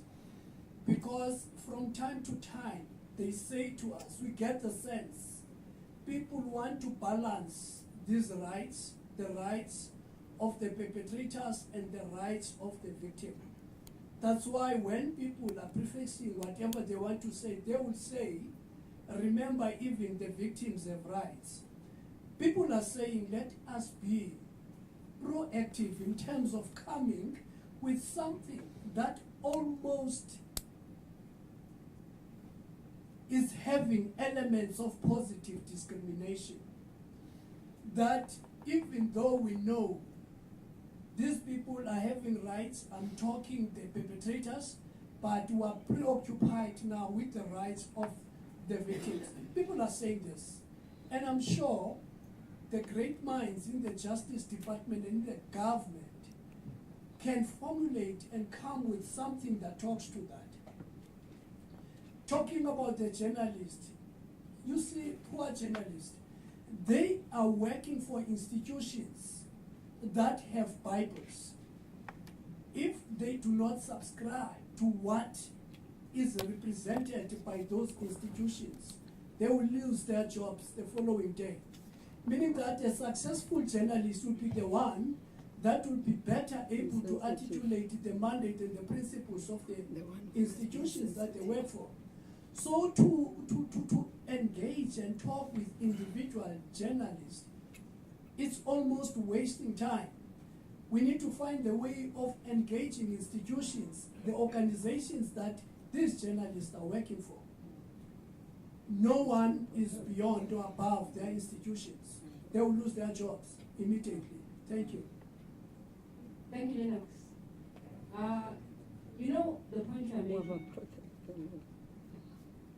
Many South Africans,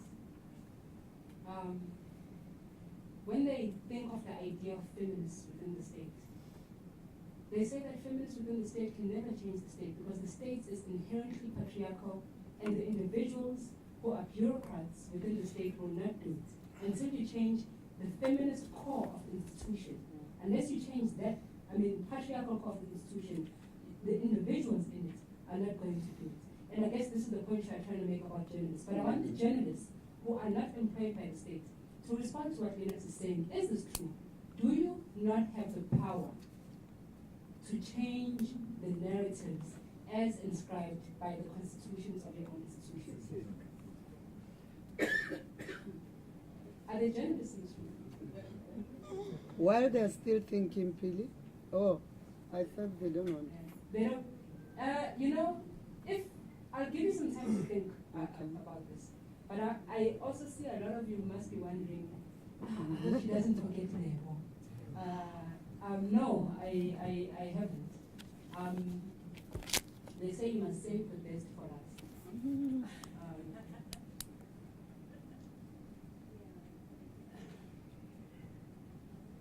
I want to go back to this idea of the importance of anger for anyone or any group that wants to change society. There is not a single society in the world that was ever transformed by people who were not angry. Until we become angry at the status quo, we are not going to change it. And the reason that I've left label feminist is because she's an example of the importance of anger for all projects that seek to transform gender-based violence and all forms of gender oppressions. And it's not just fighting without brains, a brainless fight. Debo is a Harvard scholar and graduate. She's one of the smartest people in this country. Can I be paid? DM is wanting to be paid by SABC News. Yes, she's for got a assisting part-time them job. with their budgets. And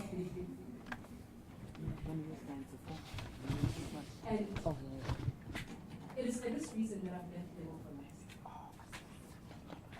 If, as the moderator of the session, I have not revived your sense of anger, I will fail.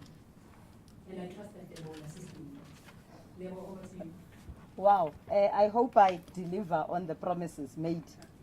Just remember, I did not make the promises. I'm gonna try and. Thank you. I think we are all in this room because we recognize that media is a powerful tool. It's pervasive, it reaches large audiences, and it really does shape a narrative. And for the past 24 years at Soul City, we've recognized that and we've used it in different ways to tell our story. But it's also not very neutral. And I think for me, while in this discourse we are talking about journalists, I actually want to talk about the fact that we will be missing an opportunity if we only talk about journalists and news when we talk about the media. Because in fact, the narrative that we want to change is shaped by news, the stories we hear, by adverts that make us drink one brand, wear one set of clothes, know if there is a sale somewhere, reality shows that are there, and also fiction in the dramas. So if we are really serious about gender-based violence, we cannot divorce all these forms of media from the narrative that they are shaping. That's one. But also we cannot separate or talk about gender-based violence without talking about the norms in which they exist. Before there is violence, there is a belief about masculinity and there is a belief about femininity. And both of them are shaped by all of these media that I'm talking about, including social media that other panelists have spoken about and that has entered the fray. And if you really want to know what values we hold, whether we are journalists or story creators or content creators, for whatever media we have, whether we are doing an advert, we are preparing a reality TV show, we are doing a drama, look at how we report on stories around sex workers or sex work, on stories around abortion. And if you want to even limit yourself to journalists, you will know the value that a journalist or a media house holds by what picture when there has been a baby dumped in a site and how that story goes. So it is not only about the stories that people tell, it's also about the values that they hold. And I know for a fact that as a feminist, particularly when I have been interviewed, I can really look at not only is the person interviewing me because they are interested in the issue that they want to have, but whether or not they are misogynists and patriarchal. And in most instances they are. And there was a time when I was interviewed on SAFM, I can name, where I did realize that beyond the story, the journalists, whether they were conscious or unconscious about it, wanted to silence feminists. We ended up in that conversation where, and I was calm on that day, which happens very sporadically. But I must congratulate myself. On that day, I was calm. I had to say to this guy, are you trying to say this about your question? And I think, and I don't know whether we must blame Deborah Patta, there is also this need that when you are forceful, you are being a real journalist.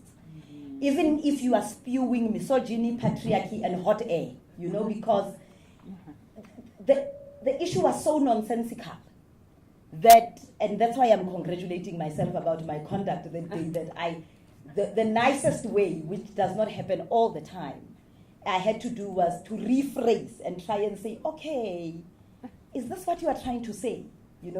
And that he was male and he had a fake British accent did not help me personally, because they thought they are coming across so clever. But in fact, it was misogyny that was very nonsensical. So I do think that this issue of values, and I know when you work in sexual reproductive health and rights and in the work that we do in NGOs, we engage our staff around value clarification, because I do not want to do the work that I do and work with people who are misogynists, etc. But I also recognize that people bring with them a lot of baggage. We all do. The process of advancing is about learning and unlearning. So I wonder, and it's because I'm not a journalist, I wonder whether or not that value clarification happens in the newsrooms, happens in script writers. Soul City, for an example, has worked with a lot of content creators creating our dramas, and they all come and pitch. And all of them come with the fact that sex sells and sensationalism sells, because I think they've watched a lot of Hollywood movies. And I'm very proud to say that while you understand that on one level there is media that creates a public good and media that is commercially driven, in fact, the idea that you can only sell when you are sensational is false. In fact, the less creative you are, the more sensational you will become. The more sophisticated and the more compelling stories you want to tell is the less sensational you are. And I do believe, and we have shown it, that you can bank a story that is complex, that is nuanced, that is not dumbed down, that is not sensational, that does not sell sex, and still get audiences. But I also think that, there is a lot in terms of how, stemming from this issue of the values that we hold and whether or not we really do value clarification, is that it is very clear in the way, particularly news are told and interviews are held, that the issue of intersectionality escapes many people who are telling these stories. And whether they are telling news or they are telling fiction or they are writing adverts. And that is why I think for me the Dross case was important, because I think people went the sensational way rather than really spell out issues of intersectionality, about whose story gets to be told. How do you tell one story and how do you tell a similar story, but if it is a poorer person, a black person, a gay person, you are telling it very differently. And so the reason why I don't want to divorce other forms of people who tell these stories is the fact that I think on one level we want media to report on gender-based violence, but I come from a world around prevention. The narrative and the stories that we tell, you see, you can't, for me, have on page 1 a story of domestic violence and on page 3 a sunbabe. You confuse me. I don't know whether you are against or for misogyny. And for me, I must be very clear what you stand for. And I think media must also own how violent they are before they respond on stories of violence in the name of what sells. How, and people have spoken about language. So sometimes, even if a story is good on a publication, I don't choose a publication because the story is good. I choose a publication because I ask myself, what agenda in terms of these are we talking about? And another thing is that we can't underestimate also how this lack of value clarification permeates even stories that we look at as entertainment. I know I took an issue, and I'm very active on social media, so when you control it, please understand that it's a tool for some of us as activists. When OPW, Our Perfect Wedding, and I've got huge problems with it, other problems, but the problem I want to talk about here is when a couple came on board, and this couple, both male and female, the groom and bride and groom, spoke about how the taxi driver would be at the school gate when this child was 14, and how he would, give her a lift. I think there was almost grooming. I think that's just the word I will use. And how finally and how he was grooming a lot of these girls. And how at the end she won the prize because he married her. And I know it was in one of the news challenge because there was such a stink made. I think there were some sponsors that left OPW. But the point I'm making is this, is that if we don't pay attention and we only want to focus put our lens on how we report on gender-based violence, but we don't talk about how media frames the narrative about femininity and masculinity in general, we are going to miss the point. Because and I said this when I spoke about it when we were interviewed, because we caused a big stink on the media, was that there was an editor who edited that OPW episode, who saw nothing wrong, who didn't see grooming in there. There was somebody who made a decision at DS Multichoice in Mzansi Magic to air that and did not see it, So what kind of consciousness in our media, broadly, the people who write Generations, who write whatever, because the words that you are talking about how we position women, find themselves in dramas. In fact, these dramas get much more audiences than your news of the articles that we are talking about. We glamorize rape, we glamorize how women look and their bodies and stuff like that. Then they get raped and there's a whole lot of things and then we act shocked and surprised. No, you've glamorized and made misogyny the order of the day. So it goes to follow that women will be raped and these things will happen. Don't act surprised. Don't be surprised as if you saw a ghost when you allowed the ghosting to happen. So I think these conversations also need to talk about content creators rather than journalists, because there's a lot of content creators who then say, I was watching Real Housewives of Johannesburg, and my question at the weekend on social media, you will see where I'm going with social media, was like, I cannot believe that we are creating a narrative that black women can be so stupid, And people are saying, oh, but it gets audiences. And I'm saying, but that is not the point. The point is the agenda of what is femininity and how we shape women is shaped in all places. Crass materialism. Somebody was saying when we were in the briefing room that there's even stores now where you can go and wear an expensive suit so that you take a picture and you pose on Facebook. That crass materialism, if you are not going to take violence on one hand, crass materialism and the opportunism that happens and how the media, exacerbates all of that, and you are shocked when there's gender-based violence, I don't know where you live. I just get very confused by why then you act surprised. So I think for me these issues are important. And lastly, though, I also turn the spotlight on us who are working in civil society. I think we need to find a way in which we partner in a manner that makes sense.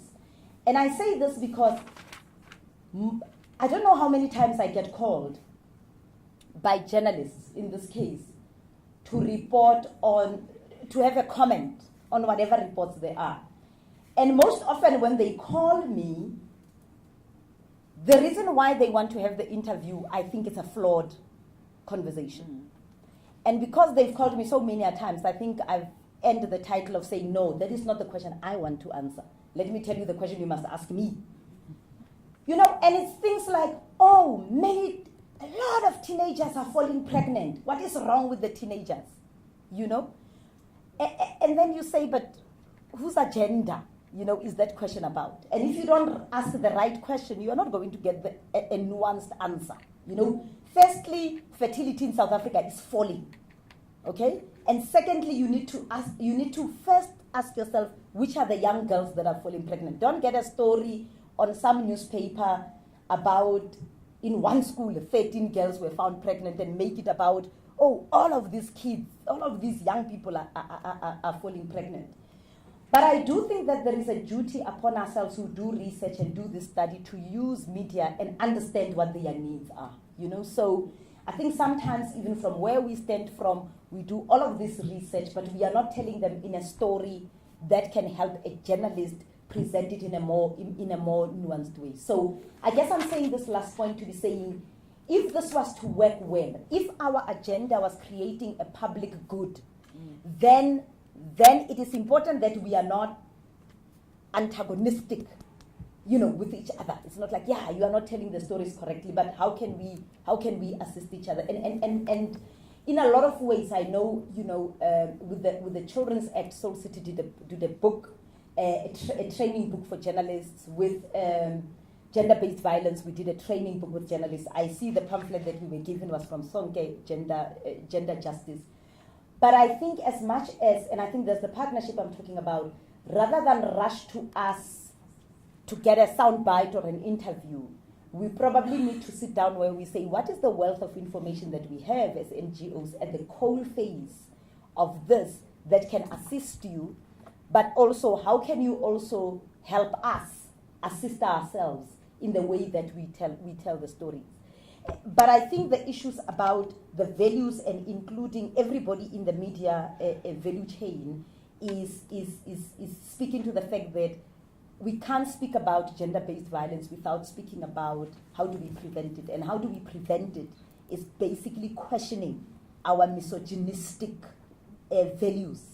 You know, I am waiting for the day where the person who creates an advert that is selling water, a cell phone, has that feminist consciousness about the way that I present it must either contribute to halting gender-based violence or is it going to make it even worse? And unless all of us who are creatives have that consciousness, you know, we will always be saying, oh, how are we reporting on the stories? By the time somebody is abused, we arrived at the end. What are we doing as people who are working with a very powerful tool to even prevent it from happening? And what stories are we going to tell? I mean, it's a pity what happened with Bill Cosby. And I do believe the perpetrators, I mean the survivors, without a doubt. But that fictional world, at a time that it was shown a functional black family at a time when we needed to see those images. And I use that as an example because I think sometimes, even with people who create fiction, you know, you look at SABC1, you look at Mzansi Magic, there must be witchcraft, there must be a woman who's a witch, there must be, you know, there must be thugs and all of that. So I'm using that as an example to be saying, how with the power that we have, even when we are creating what we call entertainment, are we choosing the stories? And do we even interrogate what do those stories mean? And how powerful even that vehicle is to tell stories that can help us look at ourselves in a very different way. Thank you very much. Sure. Very good. I told you. That was good. Who is not yet angry? Yeah, please put your hand up. Right now. CGE.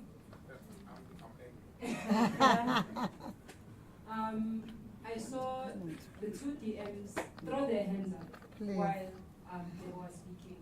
And I also felt energies, hands going up in the room. There's a hand there that's been up for a while, and I want to recognize you. I see your hand as well. I see that hand as well. But before I do, many people might be asking themselves, how is it that the norms and values are ingested, digested, and then reproduced? And I'm going to go to the DMs first. There's a... Yeah, I know my DM is pressed for time. One of the things the disclaimers I did not do was that I also arrived yesterday from Addis. Is it working? Yes. Okay, sure. And I think at some point we'll allow the DM to make his comments and then allow him to go. But his team is still around that can be able to take some of the things forward. And DM, I know your department has a program throughout.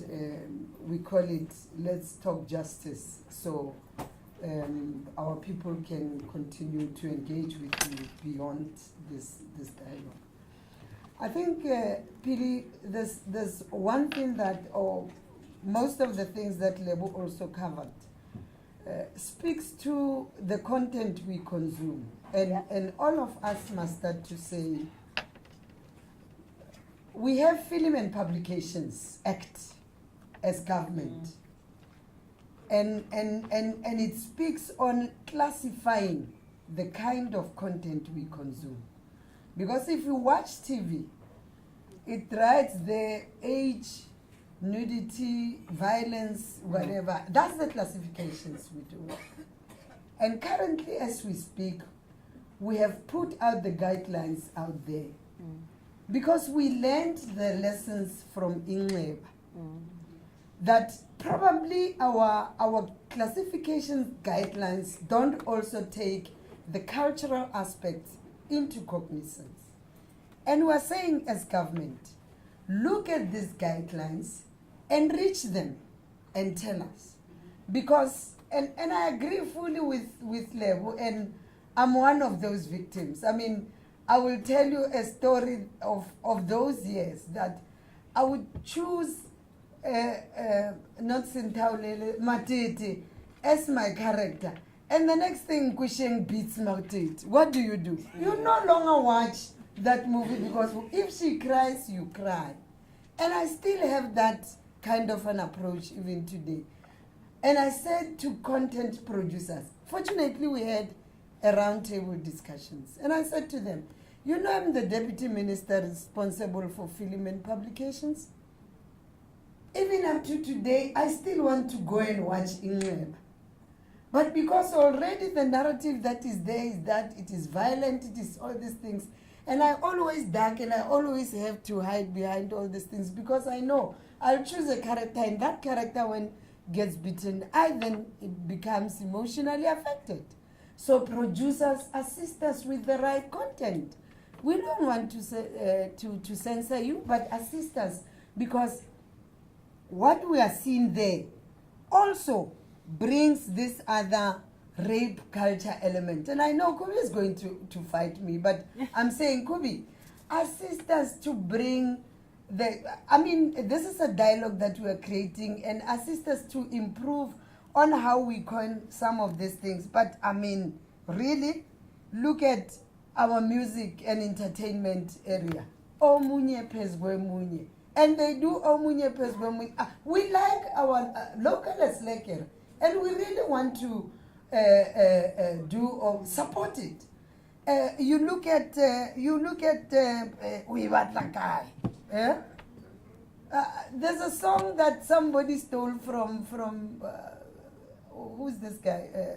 This other song that because you guys will say Pinky's just talking about the local musics, but there's also those that are also in other areas where you really think they perpetuate or exacerbate rape culture kind of things. And this is where we're saying, let's look at the regulatory framework and say, where are the gaps and how do we assist? Including, yesterday in the evening, I was on this program of the Department of Justice.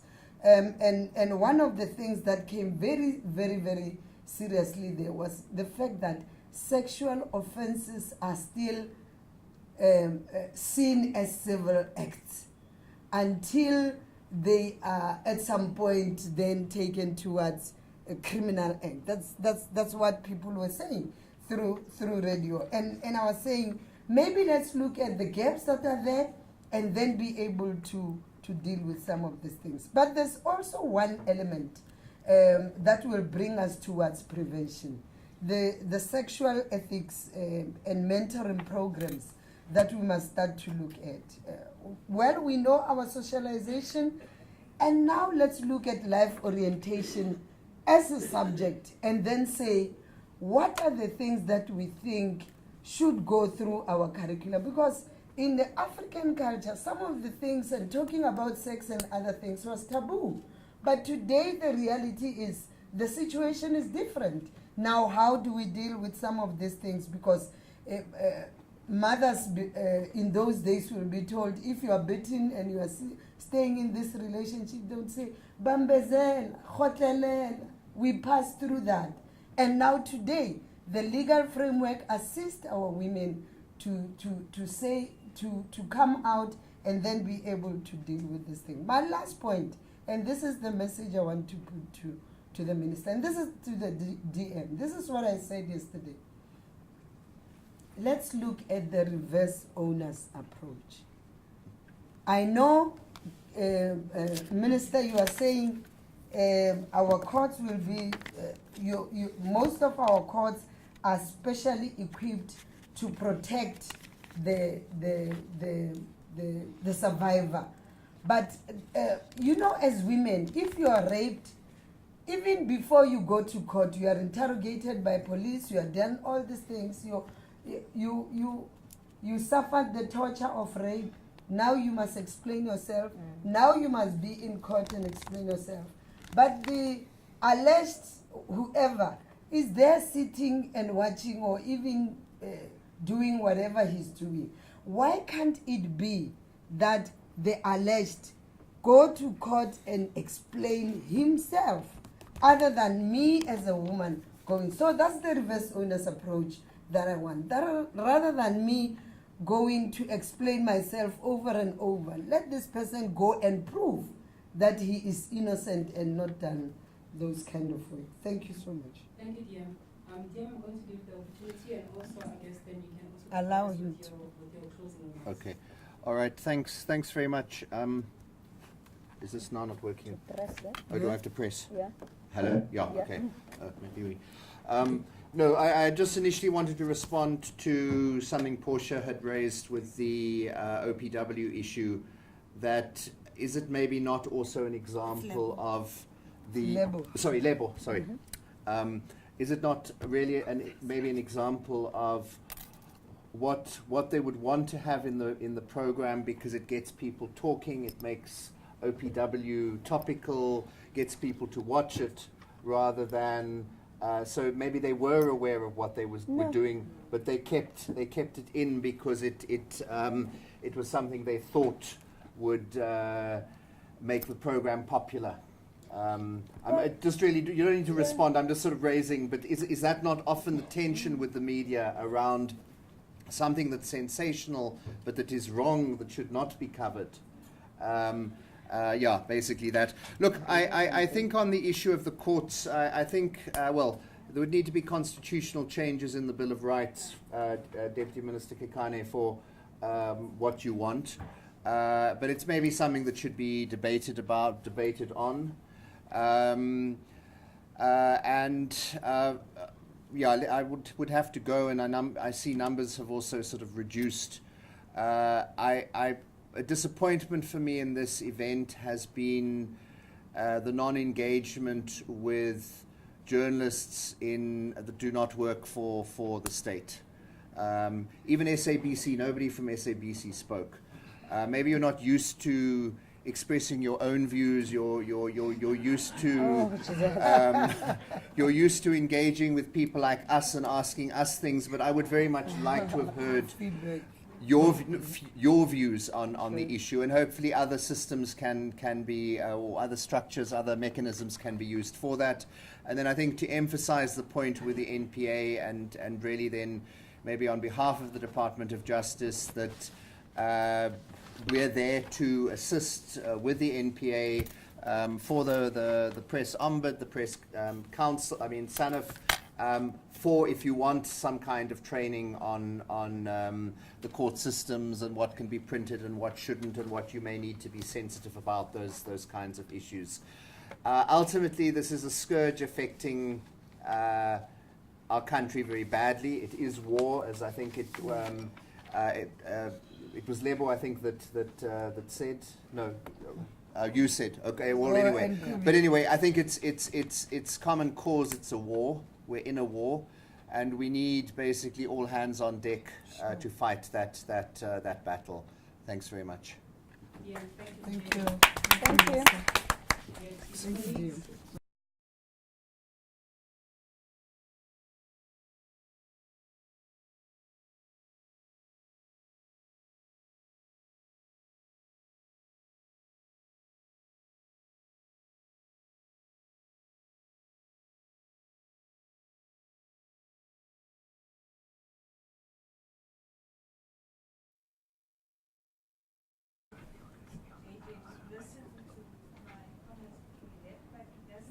No, I'll listen.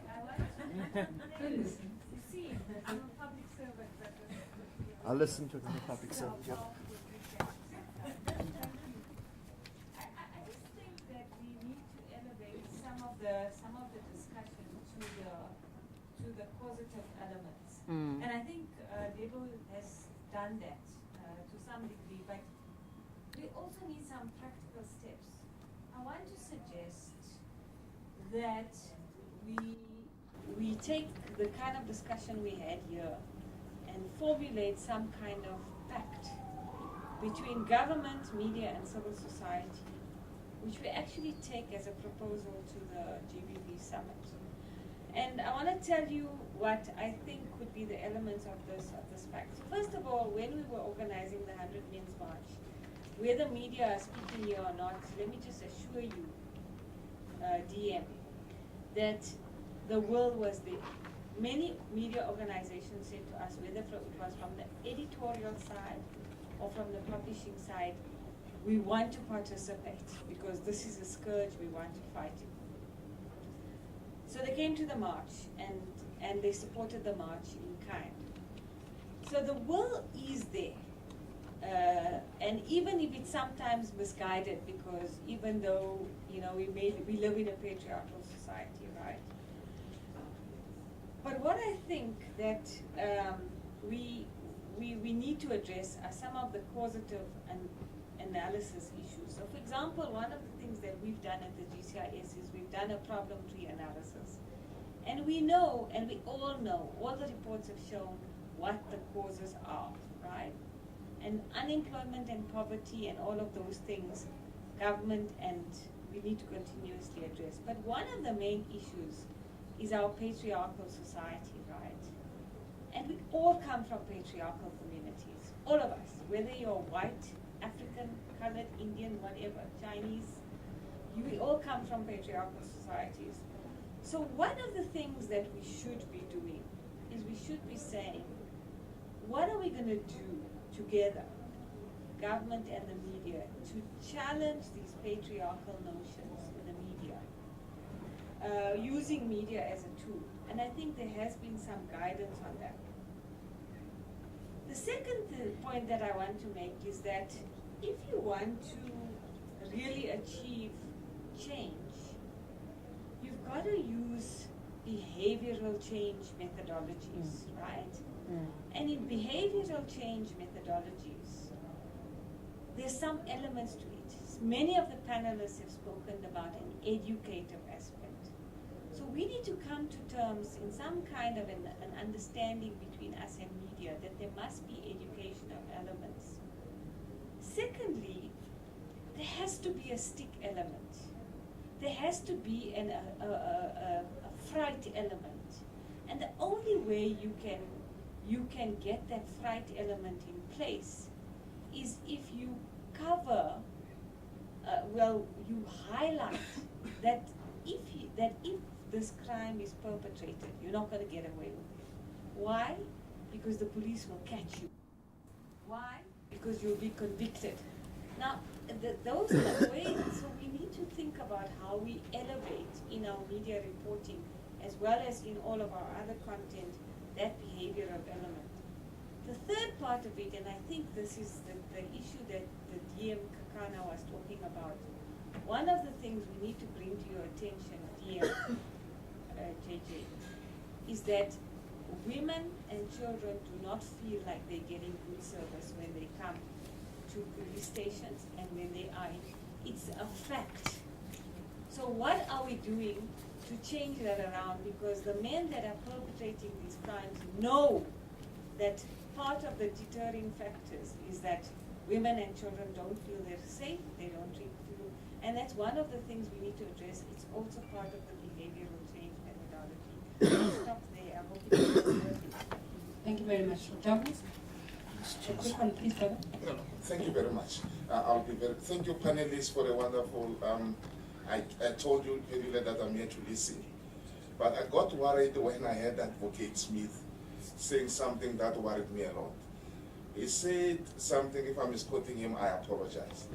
He said at times it's not about, rushing to court and later on there's appeal, stuff like those. It worries me, Advocate Smith, because as somebody, as an activist who has been on the ground, who have seen women in Hammanskraal, there was a lady who was shot 7 times, left to die, and the case took 7 years, unlike with Oscar Pisora's case. And there's a lady in Palms Magistrate Court, the case has been postponed. I should think it's 11 times now. It's Nikongobin. And then you hear the NPA saying that, we're ready to prosecute, and by the way, they're very same people to ask for postponement. What then says about the gender-based violence cases?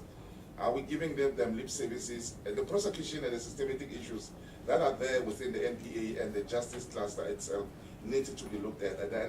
And society needs to be very comfortable in knowing that, NPA and the justice cluster will do something. I wish DMJG was still here, because, was failed by the justice system. It's not the people on the ground.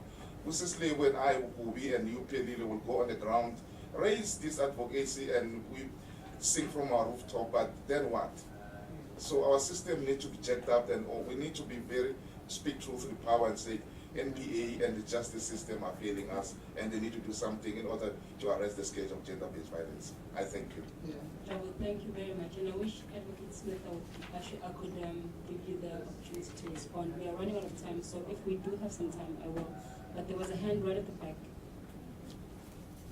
Hello. Hi. Hi, Max, I come from the German Development Agency, GIZ. First of all, I want to thank Lebo. I think because it was I think it also gave me the courage to speak now. It's not always easy as an outsider, as a German.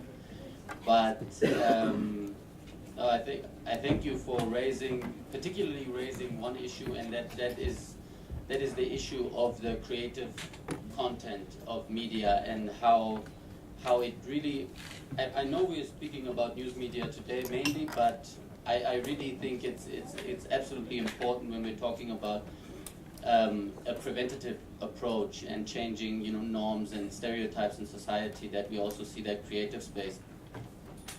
And another aspect that also plays into that, maybe, that I would like to raise, because I've been talking to a couple of stakeholders in the last couple of weeks, and one thing that came up that I hadn't really thought about so much is to change that those institutions that we were talking about today, also the media institutions, and maybe it's not only how we engage with them, but or how they engage when they make news, but also how they treat themselves within the institutions. And we touched on it a little bit, and Lebo, for example, gave us examples of when she was talking to journalists and they did not understand the feminist approach to these issues. And I think one of the main issues was maybe that they were men. Yeah. And I think the DM mentioned a study done by Gender Links, and that study also actually looks at the percentage of women in decision-making positions within media institutions, and the percentage of women journalists and women sources and women experts that are quoted in stories. So maybe also that needs to change. Yeah. And then I talked to someone, for example, that is active in the creative space more around female actors or actresses that are scared to go to the productions of movies because of because of sexual violence in the workspace, in the media. And obviously the Me Too movement raised that issue very prominently, but maybe that is also a way then to, from within the media houses and institutions, change a culture within those institutions, and then that can reflect outside because of the institutions, because of the nature of the work that they're doing, and how it reflects and how it has an impact on society. That can then, a change within the institutions can then, make that change maybe in society. So I think that's another very interesting kind of angle to look at it. And the last thing I want to raise that came up as well a couple of times is, how do we practically change it? And how do we, do we need more trainings for journalists? Do we need, there are a couple of things that I heard about. Do we need an ombudsman for the industry, where women that feel threatened in their workspace can talk to, or do we need more guidelines, or what are the practical things that we need? And that's a conversation that we want to support as the German Development Agency, and that's also something that then I would like to raise, that if anyone is interested in that, I'd love to talk to that more. Thank you very much for your contributions, colleagues. We are running out of time. We started a bit late. I wish we had more time. And this is just, I guess, a word out to GCIS to perhaps maybe organize another event of this nature for us with more time. We definitely need more time to deliberate on these issues. But I think it was Tasneem who made the point of the question of what is coming out of this event. This is the most critical question. Sure. And it links back to the last comment about the practical implications of discussions like these. What are we taking out? What does it mean for us to increase the numbers of women in decision-making powers or bodies if those women are not supported? The institutions themselves are patriarchal. So whether you put 1 or 2 women in a boardroom amongst 10 men, if the institution is patriarchal, she's not going to have the power and support to change the institutions. So the questions for us is beyond increasing the numbers of women in decision-making bodies. What else do we need to do? What is the role of the state, together with civil society and the private sector, in forming alliances, in ensuring that we move towards a more transformed society? I'm going to give our panel a minute each to speak back on what it is that we need to do moving forward. I'm going to start with Latifa. Okay. Yeah. Yes. Yeah. I just want to reiterate what Advocate Smith has said about responsible reporting, and I think for me the big issue is that we have to be outraged by the Dross rape, and we have to be outraged by the rape, by the kind of the crimes that this rapist has committed. But I was very concerned by the photographs that were published on social media of his girlfriend. Because I felt that we were victimizing his girlfriend in this regard, that she is as much a victim as the young girl that was raped. He is the rapist. The girlfriend is not the rapist. And I think we need to be very mindful of that when we are reporting or when we are putting out photographs, that we don't actually do that. And I think the other thing is that now I speak with the hat of a mother of two young women. And I just want to say they are as equally vulnerable as we all are here to gender-based violence. And for me, I worked as a rape counselor in my 20s. And I think that it's important that we start training women and men, actually, to become counselors for gender-based violence, actually, in every community, so that we have the support and the networks within that community to be able to deal with it. Rape crisis doesn't get enough money. I won't go into all of those details, but I would like us to look at how we can actually bring in communities and work with communities. I think that's very important. Thank you. Thank you very much. Does it work now? Oh, there.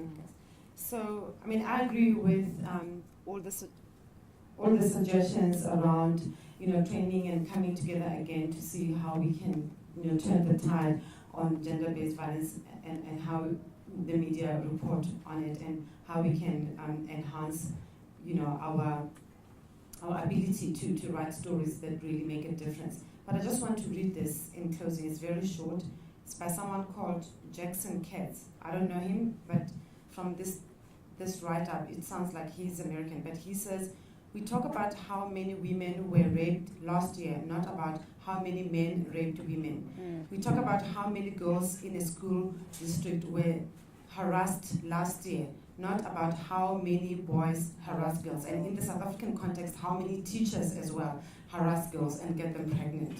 We talk about how many teenage girls in the state of Vermont got pregnant last year, rather than how many men and the boys impregnated teenage girls. So it goes on and on, but that is the sense. And in the end, he says, so you can see how the use of the passive voice has a political effect. It shifts the focus of men and boys and onto girls and women. Even the term violence against women is problematic. It's a passive construction. There's no active agent in the sentence. It's a bad thing that happens to women, but when you look at that term, violence against women, nobody is doing it to them. It just happens to them. Men aren't even a part of it. Thank you, Portia, for your powerful words. I'm going to skip the DM, and I'm going to go to Kubi, and then Lebo, and then the Okay. Okay. I read a headline this morning, alleged accused in Miguel Lowe's murder case says he was fond of the victim. Silence, exactly. What the hell? Sorry, Minister. But I mean, really, what is that? Oh, what is that, really? He was fun, so what? Do you not have to feel sorry for him? But anyway, two things. I think one of the things that struck me very forcibly in the last few weeks has been the accounts of women who experienced violence in the media. I think many of you would have seen the book Beaten But Not Broken by Vanessa Govender, and then there was Tracy Going, and there have been lots of accounts. So clearly the media itself is not immune. So when we speak about this, it has to be about gender violence in and through the media. Because clearly, if the media appears to be an extremely violent space for women. And what struck me was that Vanessa, for example, whose story has become, it's all over the place, neither the SABC nor ETV actually made any kind of comment about the fact that that violence occurred in their institutions. That she experienced that violence at the hands of somebody who also worked at the SABC. So there's been absolutely no comment, we acknowledge that this has occurred and perhaps we should be doing X, Y, and Z to prevent this in this institution. So what the gentleman from GIZ was saying, some kind of acknowledgement of institutions themselves, of the cultures that exist there, and how that can change. The second thing, I think Lebo's absolutely right. We are in crisis mode, we react. Most of our reporting is about events that have occurred to people as opposed to prevention. Fumeza, when all those years ago, we're probably ahead of our time, when we were pushing the prevention agenda and saying any plan to address violence has to have prevention at its center, we are now seeing the result of not doing that. So I think even within the media, it's about thinking through what does that mean. When we're reporting events, should not be the only thing that we do. Thank you. I think we saw with Black Panther that representation matters. And therefore, I think all of us working in media, whether we are writing an ad, whether we are writing a story, we need to ask ourselves, and maybe there's a lot of unlearning we need to do about how are we representing women, which women are being represented, and how that in itself can be violent. because violence is not only a rape, a murder, and all of that. It's whether or not I am seen. It's whether or not my form of beauty is recognized as beauty. It's whether or not when I'm seen who I slept with or did not sleep with, who I have a child with, who I married or did not marry, becomes what you foreground. Because I think media can become, a sanctioning thing if you read the tabloids that are there, So the way you report on me as a woman is often, in a very subtle manner, linked to my proximity to one man or not, and my, my sexual, debut, if you know it. That's why whenever I do training or presentations, I say to people, I'm Lebura Mafoko, I'm unmarried, I've got 2 children from 2 different fathers, and I love sex, and I've had a lot of it. So that it's out there. Because I do know that the way that I am positioned is around those things. Yeah. And I call it out because, in fact, that is how we've got, and as men and women have this respectability politics about who are you going to respect, who are you not going to respect, what is the perceived behavior that women do. So I just claim, I wish I had been a sex worker, but maybe I had been, but not paid. That's a problem. And the point is, I make these points because I think we need to also widen our lens in how we see violence. Yeah. And how in reporting even the most innocent things we can be very violent. I mean, when Karabo was killed, even the then Minister of Police, called Razmataz, commented about her beauty, and for me, my issue was like, okay, so must you be ugly to be killed? And she's beautiful because she's light in complexion. I don't particularly think that people who are light in complexion are beautiful because that skin wrinkles very fast. But the point I'm making is that there are so many throwaways in the way. I mean, I remember listening to the 3 Teaspoons. Who's the guy? T-Bones. Yeah, on your radio station. Who was basically saying, so in future we are going to have grandmothers with tattoos. And it's a throwaway, he plays good music, he's a decent guy, he's a lovely guy. But for me, that is what I measure as violence against women.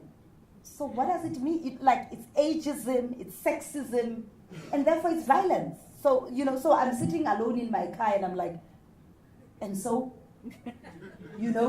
and your throwaway comment is not innocent. Yeah. When all of a sudden you are behind that mic and it's like, oh, yeah, it means now we're going to have grandmothers with tattoos. It positions certain women in certain ways. And if you take that to its logical conclusion, it's very similar to when somebody is raped and you say, what were they wearing? The next time it would be, did they have a tattoo? Because we want to position women in one way or the other. And therefore, we perpetuate violence. We need to broaden what is violence. Hence, I brought in even the entertainment media. And from Kaya, everybody who is sitting at that desk, whether they are reporting the weather or whatever, even how they play with each other in the studio, like in breakfast shows and what the men say to the women, I always listen and I'm like, but that's violence, but that's misogyny, but that's, and it's a play thing that's happening in the studio. So if we are really serious about dealing with gender-based violence, we are going to, and I do understand that it is a process of unlearning. Yeah. All of us need to do unlearning. Whether you are a CEO of an NGO called Soul City, whether you are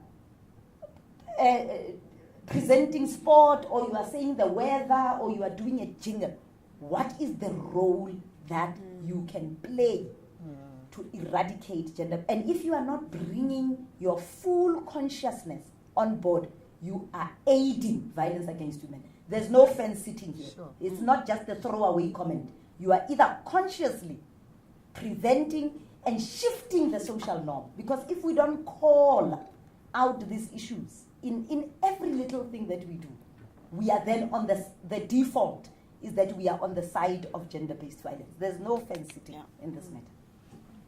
Well, thank you. Before I call on Deputy Minister to give us the closing remarks, in fact, she opened the session and she according to protocol, must close their mouths. I'm also going to call DG Michael to provide us the rule of thanks. But before then, the first time that they spoke, there's a quotation that I wanted to read. And before I invite the Deputy Minister to provide us the closing remarks, I want to read this quotation. This quotation is extracted from a book that tells the story of a 12-year-old black girl who had come to believe that God didn't exist because she had prayed for blue eyes. And God didn't provide these blue eyes. And she prayed and God didn't provide, and she couldn't understand why. So Toni Morrison, who's telling the story, observes this, and this is what she says about it. Not just about this girl, but about this phenomenon. She says, you looked at them and wondered why they were so ugly. You looked closely and could not find the source. Then you realized that it came from a conviction. Their conviction. It was as though some mysterious, all-knowing master had given each one a cloak of ugliness to wear, and they had each accepted it without question. The master had said, you are ugly people. They had looked about themselves and saw nothing to contradict that statement. They saw, in fact, support for that statement leaning at them from every billboard, every movie, and every glance. Yes, they said, you're right. And they took that ugliness in their hands, threw it as a mantle over them, and went about the world. Yeah. Thank you very much, Pili. I think one of the good messages that we are taking from this session is, and I want to quote what Leo said, that advancing means you should learn and unlearn as a person. And I think this is an important message that all of us are taking along. But I think, Pili, you also said something very, very important that also says gender parity does not always translate into women empowerment. Because you can have that CEO, but underneath her, you may still have that level or layer of men who may make it impossible for you to transform institutions. But all of us seated here, we are saying, let's unite, or we need to be united to confront the scourge. Because once we speak as many voices, but having one message of really confronting this issue of gender-based violence, we'll certainly be able to make it. And it is upon all of us to play our part in making South Africa a safe haven, not only for men, for women and children, but for all of us as South Africans. And that's the message all of us are saying. I really want to thank Deputy Minister John Jeffries, and I know the department has been very, very closely working with the Department of Communications through Let's Talk Justice in ensuring that we take the message out there around issues of gender-based violence. And they were using at least community radio stations to also make sure that our people are able to get the message out there.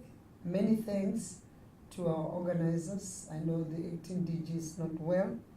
The departments that played their part, all our departments that played our part, CGE, all of you here. Let me also thank our panelists, Kubi, Lebo, Poshia, Latifa, and DM as well. But also, I know this dynamic woman, our moderator, Pili. Yeah. You did it so well. Yeah. We're saying this is the beginning of the bigger engagements that must happen. It's not going to end here. And I know, Mike, you're going to do thank yous and thank yous, but I thought because of the level of preparations, our media houses would really thank you for being part of us and making sure that you are able to participate in this activity. So we really thank everyone, and I know, Mike, I took your limelight, but you still do it because I was really moved by the kind of work that went and the preparations that was done in preparing for this thing. Thank you very much. Yeah, thank you very, very much. Just a quick note to say that each and everyone who is here, please leave some form of contact with the colleagues from the GCIS if they don't already have it. The reason for this is because whatever comes out of this discussion has to be a collaborative effort. Already notes have been taken and all comments noted. However, if you have more, if you wanted to speak and you didn't have the chance to speak, please leave your contact details so that you still have that opportunity to speak afterwards. Also invite your friends, your colleagues, and your comrades who didn't make it here to also make inputs as much as possible. And whatever it is that comes out of that, we then present it at the GBV at Inside Summit on the 1st and 2nd November. On my part, thank you very much. Thank you to the panel.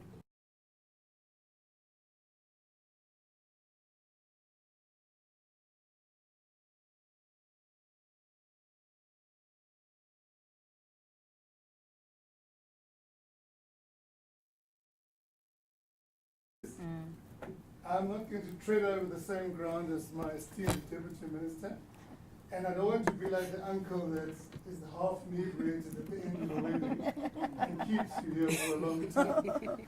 But I think let me do two things if I may. Firstly, can we really thank this extraordinary program director? Yeah,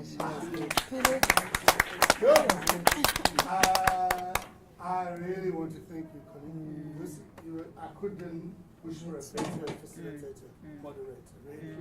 I'm overwhelmed. And I don't think you must be shy when you see we.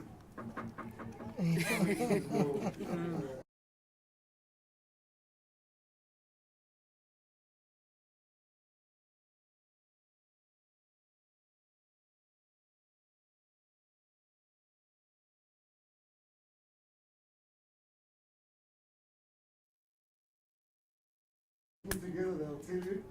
Since the 100-man march, we have been reclaiming the space that Jesus might have lost. You've seen a lot about Jesus in the public domain in the last month. I hope today you see Jesus because we want to rebuild the Jesus that was set up 2 decades ago. And part of that is the outstanding partners that we've had today. From civil society, from our friends in the media industry. And I'm saying this with humility, colleagues, because our mandate as GCIS is to have a developmental communication culture in government. And as we heard in the beginning, and Bill, you said it beautifully, the social, a feminist society is possible. Yes. And that socialization process, today we dealt with the media part of it. Today we dealt with the media. And with permission, colleagues, I'm going to say that I'd like us to build on the work that we're doing through the Opstrom assessment. And a number of our friends from the Opstrom are here today. So with permission, I'd like to ask Mr. Willie Baloy there, who heads my team in the media space, with Tsecho Fatsu, he's senior manager at the back there, Tsecho. Just wave, please. With colleagues from the press council, and it's just so wonderful to see Latifa again after many years, and then a wonderful event that her and the team in the Limpopo had yesterday. I have to disclose that Kubi and I are from the same era of KZN young people.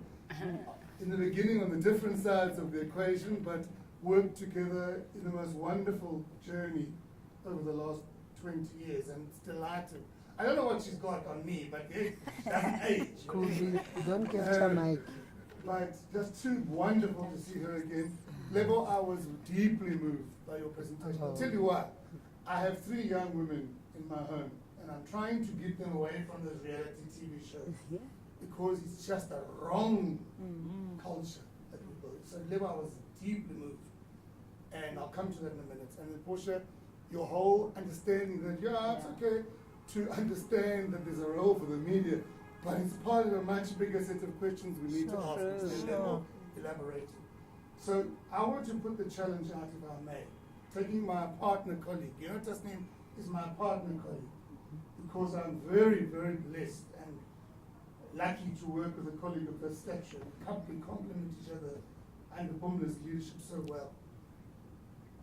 As Taz suggested, can we ask Latifa that with Willie and Sahel, could be with the gender network and the machinery we've got with our colleagues through the ops room, that we do some sort of a preparation for the GBV summits. Yeah. I'm pleased to tell you that they workshopped the whole week this week. Program has been workshopped with social partners, how the commissions will work, and I think a proud statement from the media industry that we had this session, and I'll bet you anything that this thing that was being streamed, you can bet your bottom dollar that there's a lot of interest in this. That we prepare something to give to DM Jeffrey and DM Kikana to bring in there something that we'd like to bring in. As Taz had suggested, some sort of, you've said it all. The building blocks of that sentiment. Yes, Latifa, I'm delighted to hear that you and Udelo have already started discussions, and I think let's really enrich that. But the fundamentals of what that statement of ethics, yes, there's some cases where you can disclose who the party was after he or she appeared in court. But the other cases we heard today that you shouldn't do that at all because it compromises. So it's about discretion and a sense of self-education, you know? So Willie, I'm going to ask Tseho, is it okay that we look at some sort of a tighter framing of this for the GBV? So with those few words, colleagues, thank you and welcome to GCIS again. Thank you to our social partners. We are having lunch just around the corner at the, there where we have the auditorium, so you are most welcome to please join us. I would like to commend to you, colleagues who are visiting for the first time, our Information Resource Center at the basement here where Willie Pashlane, one of my team members, runs a wonderful IRC. It's your IRC. Willie will be only too happy to have material from any colleague in government, any civil society groups, who put it there. It's your IRC. Once a month they run outreach events. We hit malls around the city. If you think that there's an outreach event you'd like to do with GCIS, we will do it in partnership with you. We are building on the foundation that was laid by our leadership 20 years ago of a democratic government communication system that helps with a transformational society. Yes, we hit a few road bumps on the way, but our whole society hits a road bump. So we're claiming our space that is here. And that's what I'd like to share. So to my colleagues from government, thank you so much, particularly my Justice and NPA colleagues, to civil society partners, and to our wonderful, wonderful friends from the Senate and the Press Council, and the regulatory bodies of the media, and you, the media practitioners yourselves. And thank you very much for being here today. So let's have lunch, and let's continue our discussion in a more informal space. Thank you very much. Thank you.